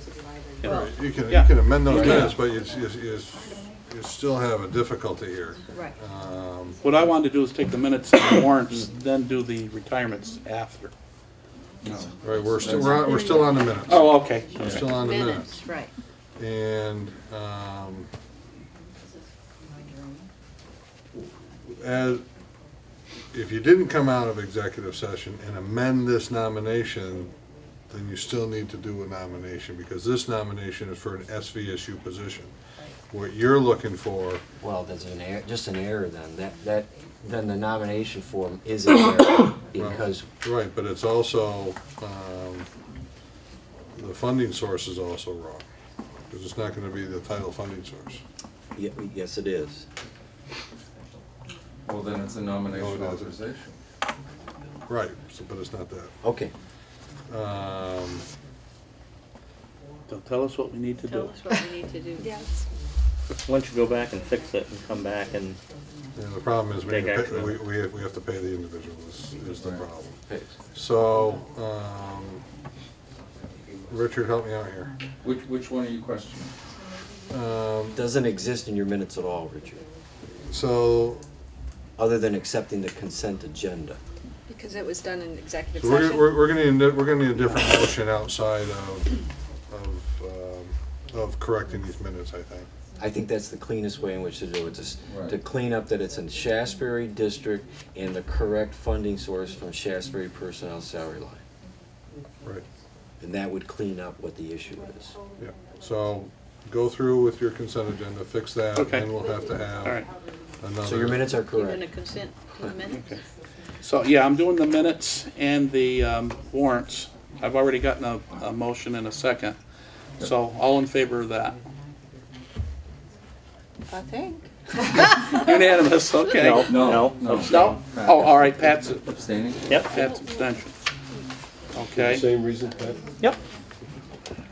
And we got the retirements letter from Jim Harwood and Jane DeSanto. I need a motion and a second on that. So moved reluctantly. Yes, I know. Second. Second, okay. Any Do they wanna statements? see Jane go? Okay, all in favor of the motion? Really? Do we really Yeah, we have did. to? I just assume now, but I think we Only have. half in favor for it. Okay, we all is think- that unanimous? Take it. Okay, good. Now, we want to move on to the, Okay, and what we just discussed. we're gonna need a little bit of literary privilege here. So Jim, you probably need to have a discussion about what apparently some of you, if not all of you, had a discussion in executive session about this individual. I came in late. So do we need to go back into executive session? I wasn't here either. I wasn't here. So I think you We better are go talking about personnel. It'll only take a minute. So you better go back into executive session. Motion for executive session. Motion made. Okay, second? Second. Okay, all right. Personnel? Yes, for personnel. Okay. We won't be long. Yep. I need executive And all session. my kids. Motion to come out of executive session. Second, okay. We're now in open session. We're going to continue with the business, and we'll have a motion here a little later, so. The committee reports, I'll get to that. That was SVSU budget meeting. It's where there was a vote 6-7 to cut the budget more, and that's the next meeting tomorrow. That's what we're going to. So basically, that was about it, unless, Jen, you got anything, or Larry? Okay, that was basically it. Tomorrow at 3 o'clock, central office. It's 3. Okay. 3:30. 3:30 isn't it? Yeah, I was gonna say, it's never been at there. 3:30. Okay. Next, we have policies. One's for warning and one's for adoption. Policy number 5003, it's bullying prevention.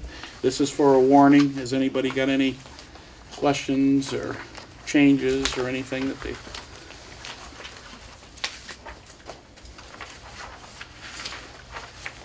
Nope. If none,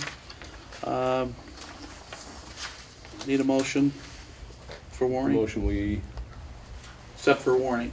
except for warning. And we need a second. I second. Okay, all in favor? Unanimous, okay. Next one is 6,148. It's the internet use policy, and that is for adoption. Everybody's had a chance to look at that. Any changes, questions? Okay, need a motion? So moved. Okay, and a second? Second. Alrighty, and all in favor? Unanimous, okay. Next is principal's report. Thank you, Fran. Security and safety procedures here at Shaftsbury School. With the most recent happenings about security and safety issues, I wanted to let the public know and you folks know as board members that what have we been doing in the past. Shaftsbury has in the past already has a school emergency response plan. It has emergency and fire drill schedules, and we've been adhering to state law in terms of fire drills, and we also have practiced shutdowns. We annually do at least one evacuation to the firehouse and one to, we have not done one every year, but at least every other year to the church where we would be an off-site evacuation. So we have been following those procedures. We've worked closely, I've worked closely with the folks at Central Office, Donna and Catherine, who have really tried to guide us in terms of not only what we're doing right now, but what are we going to do in the future. And the future can be as far out as the fall of school for next year for some things to happen.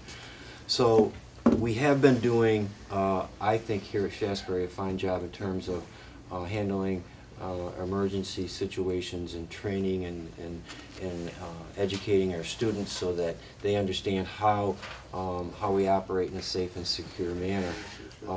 Based upon the most recent happenings in the New England area and conversations with parents, I started asking the question, what can we do right now? What do we need to do now and not wait?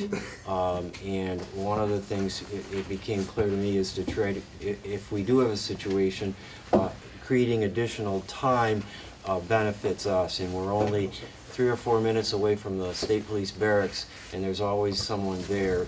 I have been told that could respond immediately, and we have a number of other state police officials who would be close by to assist us. So to try to create that time, what I started Monday after sending a letter home was a complete lockdown. We had been having complete lockdowns of the building with the exception of the front door and the back door. We had gone to that procedure probably a couple of years ago at least. What I thought was important that we locked down the entire building during the school day. And so every door is locked, and we've gone to an inexpensive fix, a wireless doorbell that is on the front of the building where folks will push a button, the bell rings, Colleen can see from her desk the door that they're instructed to enter, and then she walks around and she lets the person in.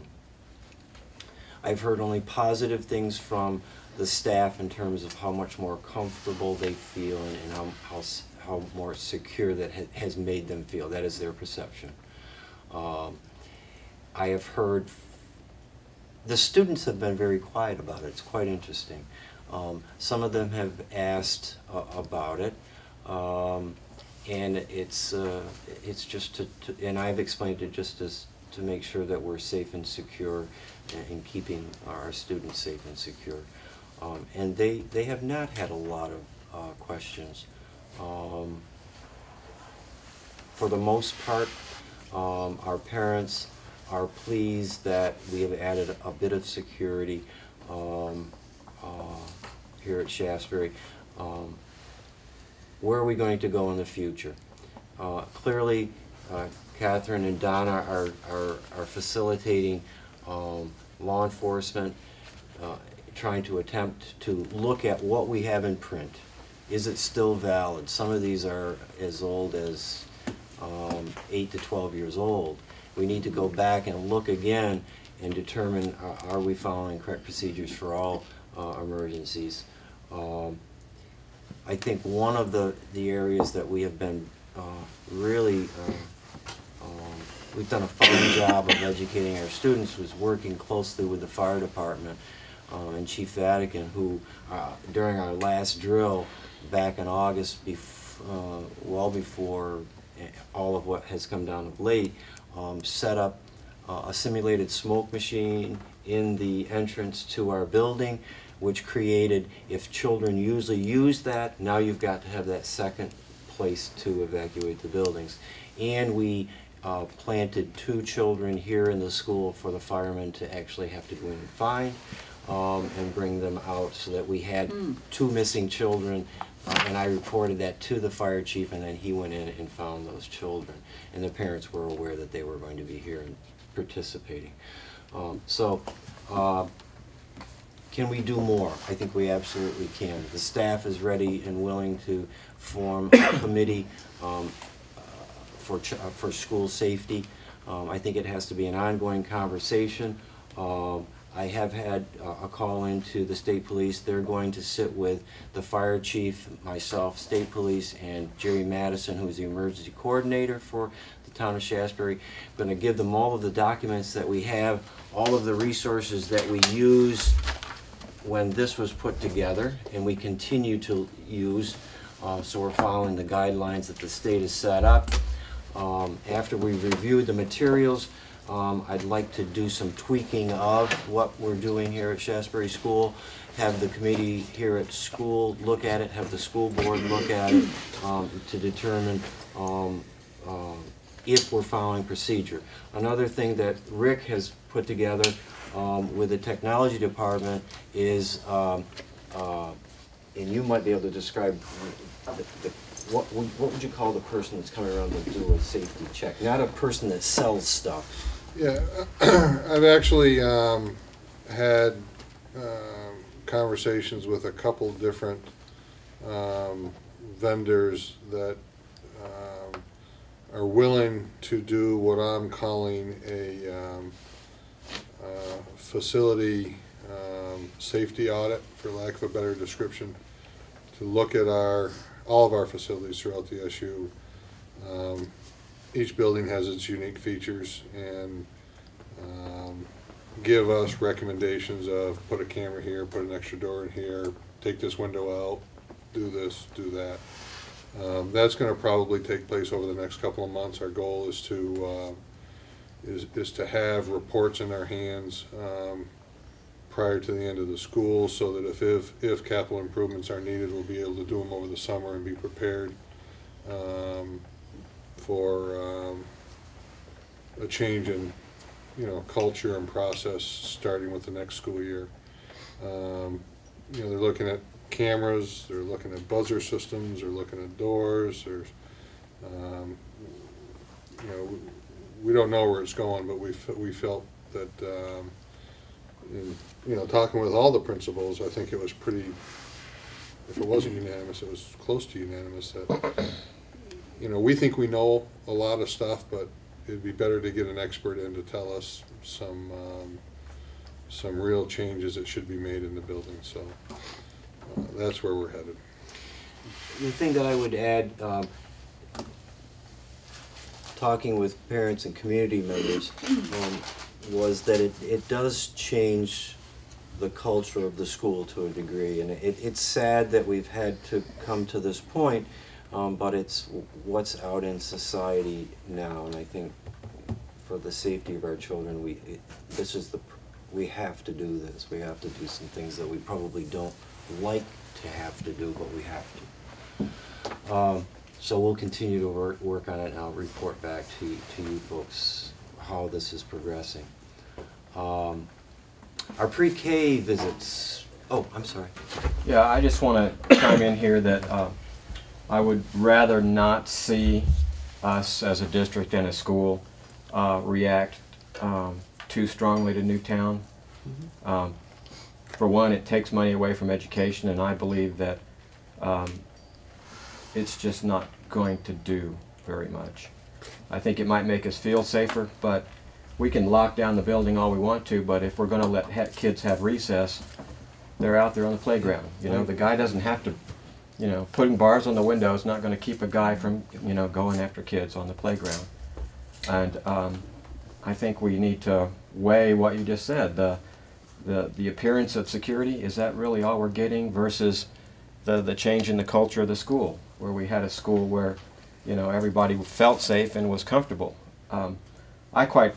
I feel like the biggest safety feature we have in the school is Jim Harwood, and because I think the real danger from kids to kids is not a gunman. It has happened once. It'll probably happen again, but what happens is, you know, a parent who's not supposed to takes a kid, or kid gets on the wrong bus, or you know, there's a fire or something like that. We've got somebody in Jim Harwood who's on top of that, and I can tell you that I've had conversations with Jim Harwood about how my kid got home 2 days after the fact, and he knew which bus she got on. That gives me a really good, safe feeling. But you know, locking down the doors and putting bars in the windows, that doesn't give me a safe feeling. I think it's entirely appropriate at this time to make sure that we're doing the right things in terms of fire safety and things like that, but I would rather not see us spend a lot of money on things that I feel aren't going to stop the next crazy person with a gun. I think the challenge for our board is to take what Tim has said and also realize there's community conversation just the opposite of that. Sure. So it's going to be a challenge to come to the middle somewhere, or closer to the middle than where we are now, and put everything into balance. One thing I'd like to suggest strongly when Rick is looking at these vendors is that we look at a controlled entrance system, a swipe card, for staff and selected folks, so that no one gets in the building without authorization. So It's on the table. yeah, okay. And just so you know, we have talked swipe system, much like the one at the Early Childhood Center at the top of Harwood Hill. I've had conversations with that vendor and how that works, and the staff and how it works. And we've checked with a local vendor for a camera buzzer system, and you're talking about $3,000 for a one-door system like that. With every other door being locked. Every other door being locked. So yeah, but I think, and I thank you, Tim, for bringing it up. I think that we have to have the conversation at least. And also, besides the money, is like you said, the atmosphere. Yeah. I would hate to see our kids raised in an atmosphere where they think that they're in danger until they get through a locked door on the school. Yeah. It's a very serious issue, and we've had the buzz-in system since Monday, and each morning I'm out there opening and closing the door so that Colleen doesn't have to get up. And we got from Monday to Wednesday where we could use a little bit of humor, where a 4th grade student came in and I said, "What's the password?" And they said, "Shaftsbury School." And so, yeah, I think we're in a good spot. Okay, Jim, there's a Oh. question. Yeah, all set? Okay. All right. And I would just I got add, lots of comments as late. I don't know. and I'll keep it short too, but I hear what you're saying, Tim, and that we're definitely trying to keep it in balance, but we also are looking at it at the district level to help it be consistent throughout all of the schools, so that we all communicate well as a team in handling emergencies, not just the kind that we've recently experienced, but any kind of emergency, any natural disaster, or anything that might cause danger to the students and the staff here in the school. But also to create a team in the building, and a team that works closely with our emergency management personnel in the community, so that we all are just knowing what are we going to do when something happens. And that in itself actually does build a better culture of feeling safe, and for everybody to just know, what am I supposed to do when something happens? And I think that's what we're really, not spending a lot of money, but just reviewing and re-upping our sensitivity to what is safe practice. Fran, can we stop this for just a second? Yeah. I'll come back to my report Yep. so that Do the motion. David could make Yep. a motion from our executive session. Okay, All right. I'm going to move that we hire Kathleen Zimianic as the Shaftsbury School Community Liaison, to be funded through account number. Ready? I'll get that to him. I apologize in advance. 100.16.100.2120.110.500. With the cost of the balance, the cost for the balance of fiscal year 13 to be reimbursed to Shaftsbury School District through the SVSU's title account number 345.16.290.2200.110.503. Good job. Good job, that's why I did it. BR 549. Can you read that back, please? Did you second it, Larry? Larry, will you second it? I certainly did. That deserves 2 seconds. Okay, all in favor? Unanimous? Okay. Good. Thank you. Thank you. We had a great day or great morning, and we had our first visit from our pre-K partners. We had 19 students who came the very first time, and they did visit our library, had a story, borrowed a book, went into an art class and created a project with our art teacher, and had some music time with Sue Green, and finished their time with Mr. Harrington in the gym. Just a great way in which to get the children used to the building and our staff, and we're enjoying it already. We should celebrate here at Shaftsbury. Recently in the Bennington Banner, our 7th grade students, the Shaftsbury 7th grade students, who are last year's 6th grade students who got onto the MAU honor roll. 18 out of 23 of our students made the honor roll at Mount Anthony Union High That School. says something. All of our kids are gifted. All of our It really says something. So, thank you. Mhm. Thank you. Alrighty. Yeah. Soup- You're all set, Jim? Pre-K up? I did. I Oh, you just did gave- already? Yeah. Okay. Okay, superintendent's report. Okay.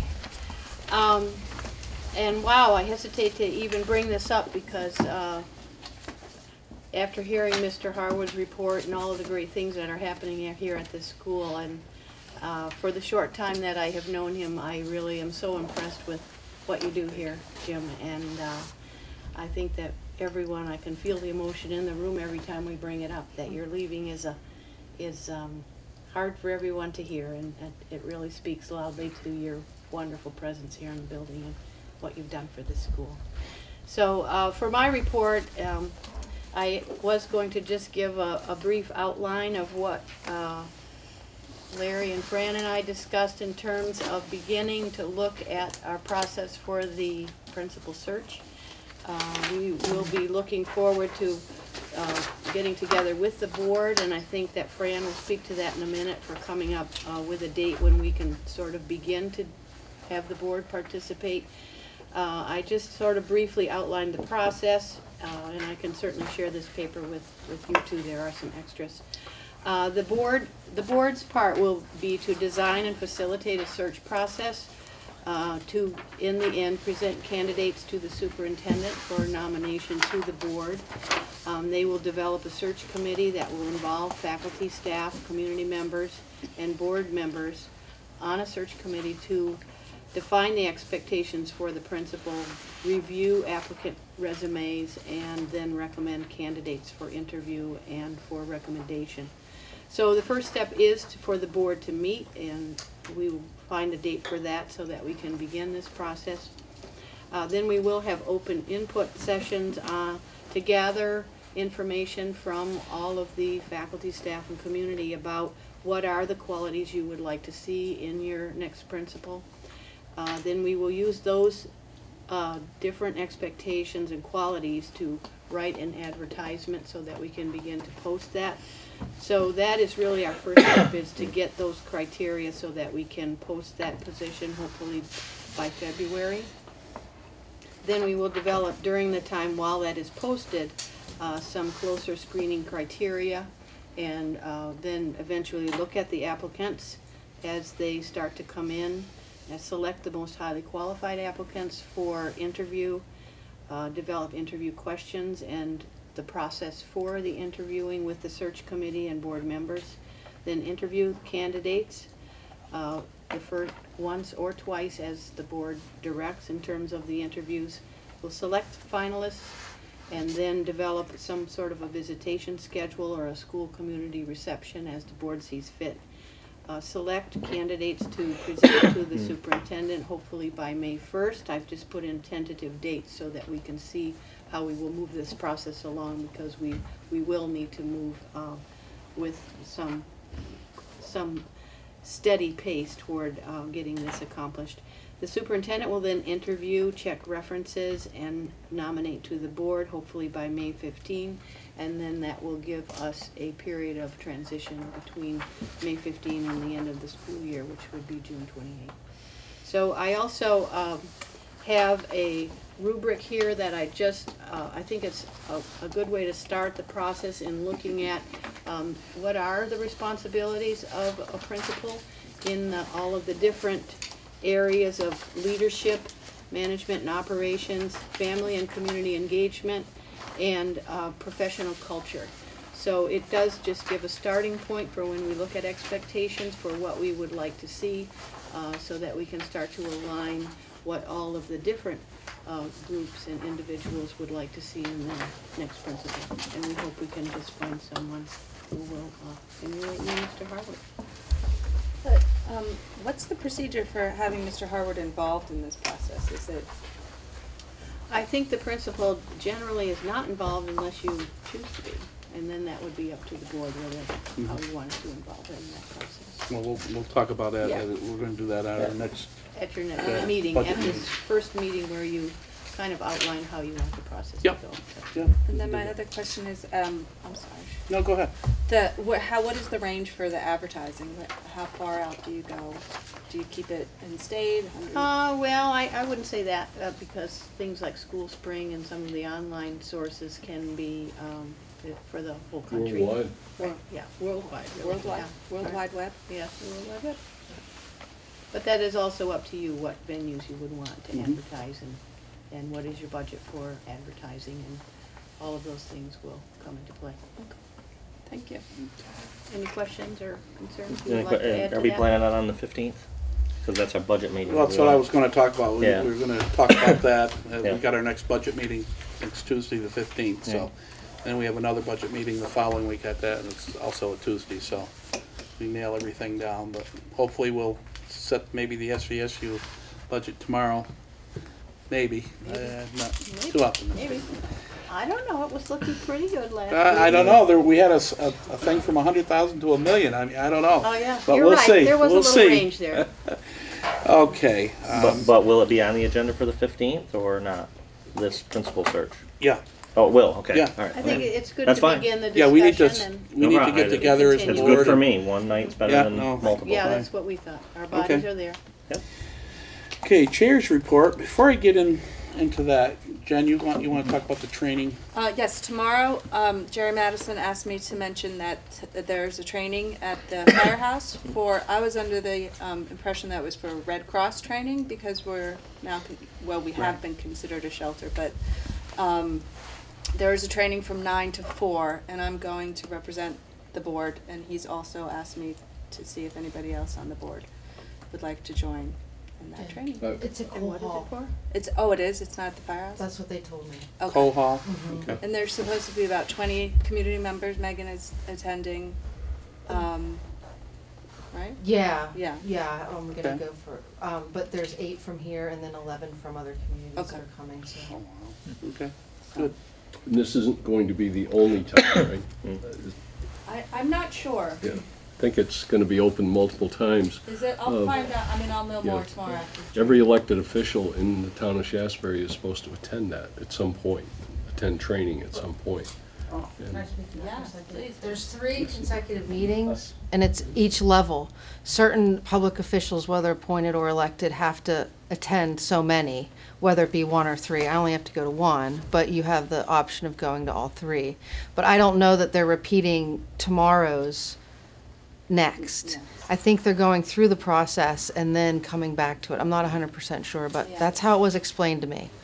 oh, you guys will know more tomorrow. Right. It's unclear. I just. All right, good. On the chair's report, there's a generator agreement, and what that is, we have to have an agreement with the town about who's responsible and things like that for the when we get this operating. We've already said that we will insure it, obviously, and we'll supply the fuel oil. So, and we're looking at a like agreement. Pownell has one, so we're looking at that so we don't reinvent the wheel and do whatever boilerplate thing we have to do with that. And the budget process is this next Tuesday, the 15th, and where we will look at the principal search item also. Is it 6 o'clock, the budget? Last one was 6. Last budget was 6:30. Never mind, 6:30. I keep getting the regular meeting from the budget meetings. Oh, God. Fran, just a question about the budget process. Yeah. Having not been through it before. Yeah. The budget that we looked at last night was not substantially different from the one we looked at in December. And I understand there are still SVSU decisions that haven't been made yet that will affect the bottom line. But Yeah. what else will we be doing next Tuesday and the following Tuesday? Well, it's going to be, do you people want to cut or do you want to add? I mean, I don't know. The number's going to change because the budget we had before the SVSU assessment was like 465, and then when the next one we got was 401.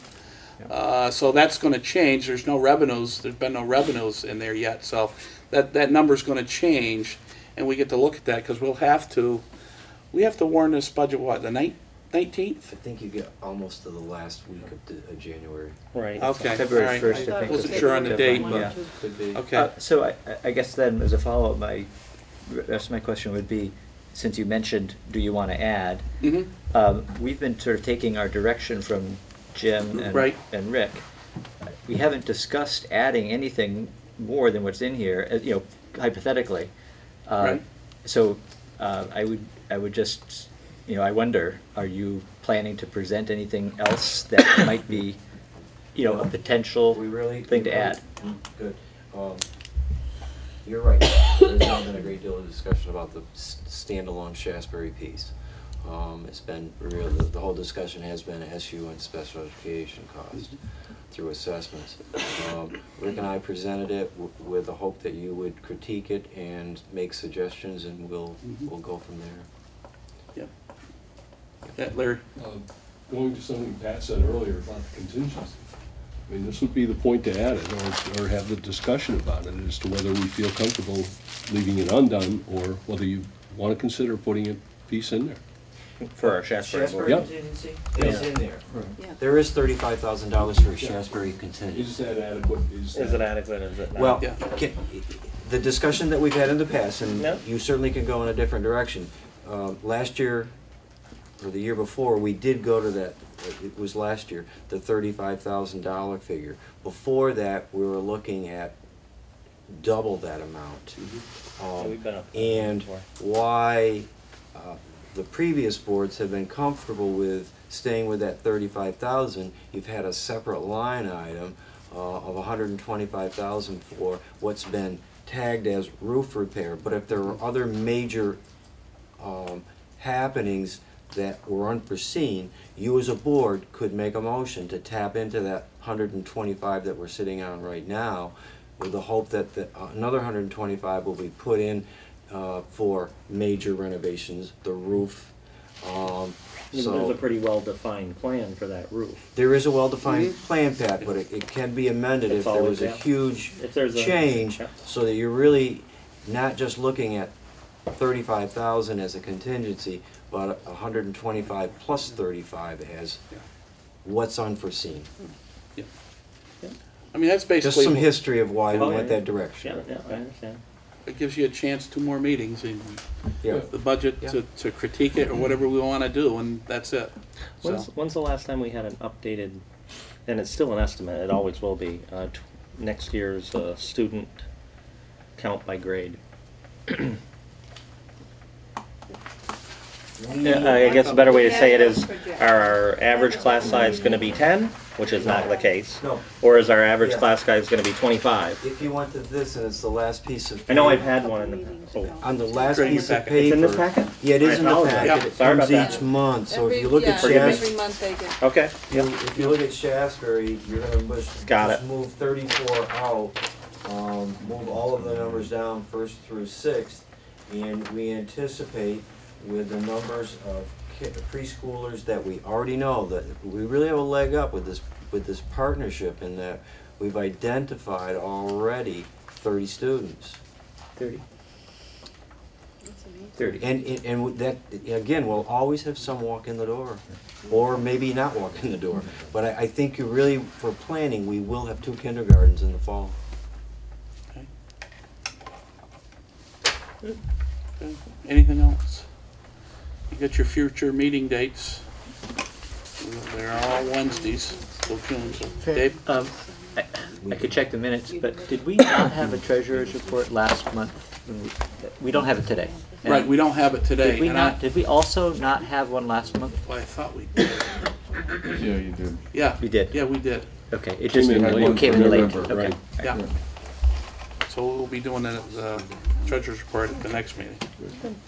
All right. Anybody have anything else? If not, Did you just say that all future budget board meetings are going to be the Wednesdays. second Wednesday Yeah. at 6 Yeah. o'clock? Yep. Yep. Not 6:30. But next Tuesday at 6:30. There you go. Although, did you want any extra time for the principal discussion at your board meeting? I don't know if you want to start it any earlier. I wouldn't want to start any earlier. I don't think it'll be that much on the budget itself. Okay. Unless we have different, I can't see it going much more than an hour, but, and then we can do the principal search. So, all right, need a motion. Thank you. Second? Oh, gladly. All righty. All in favor, aye. We're out of here. Bye. Thank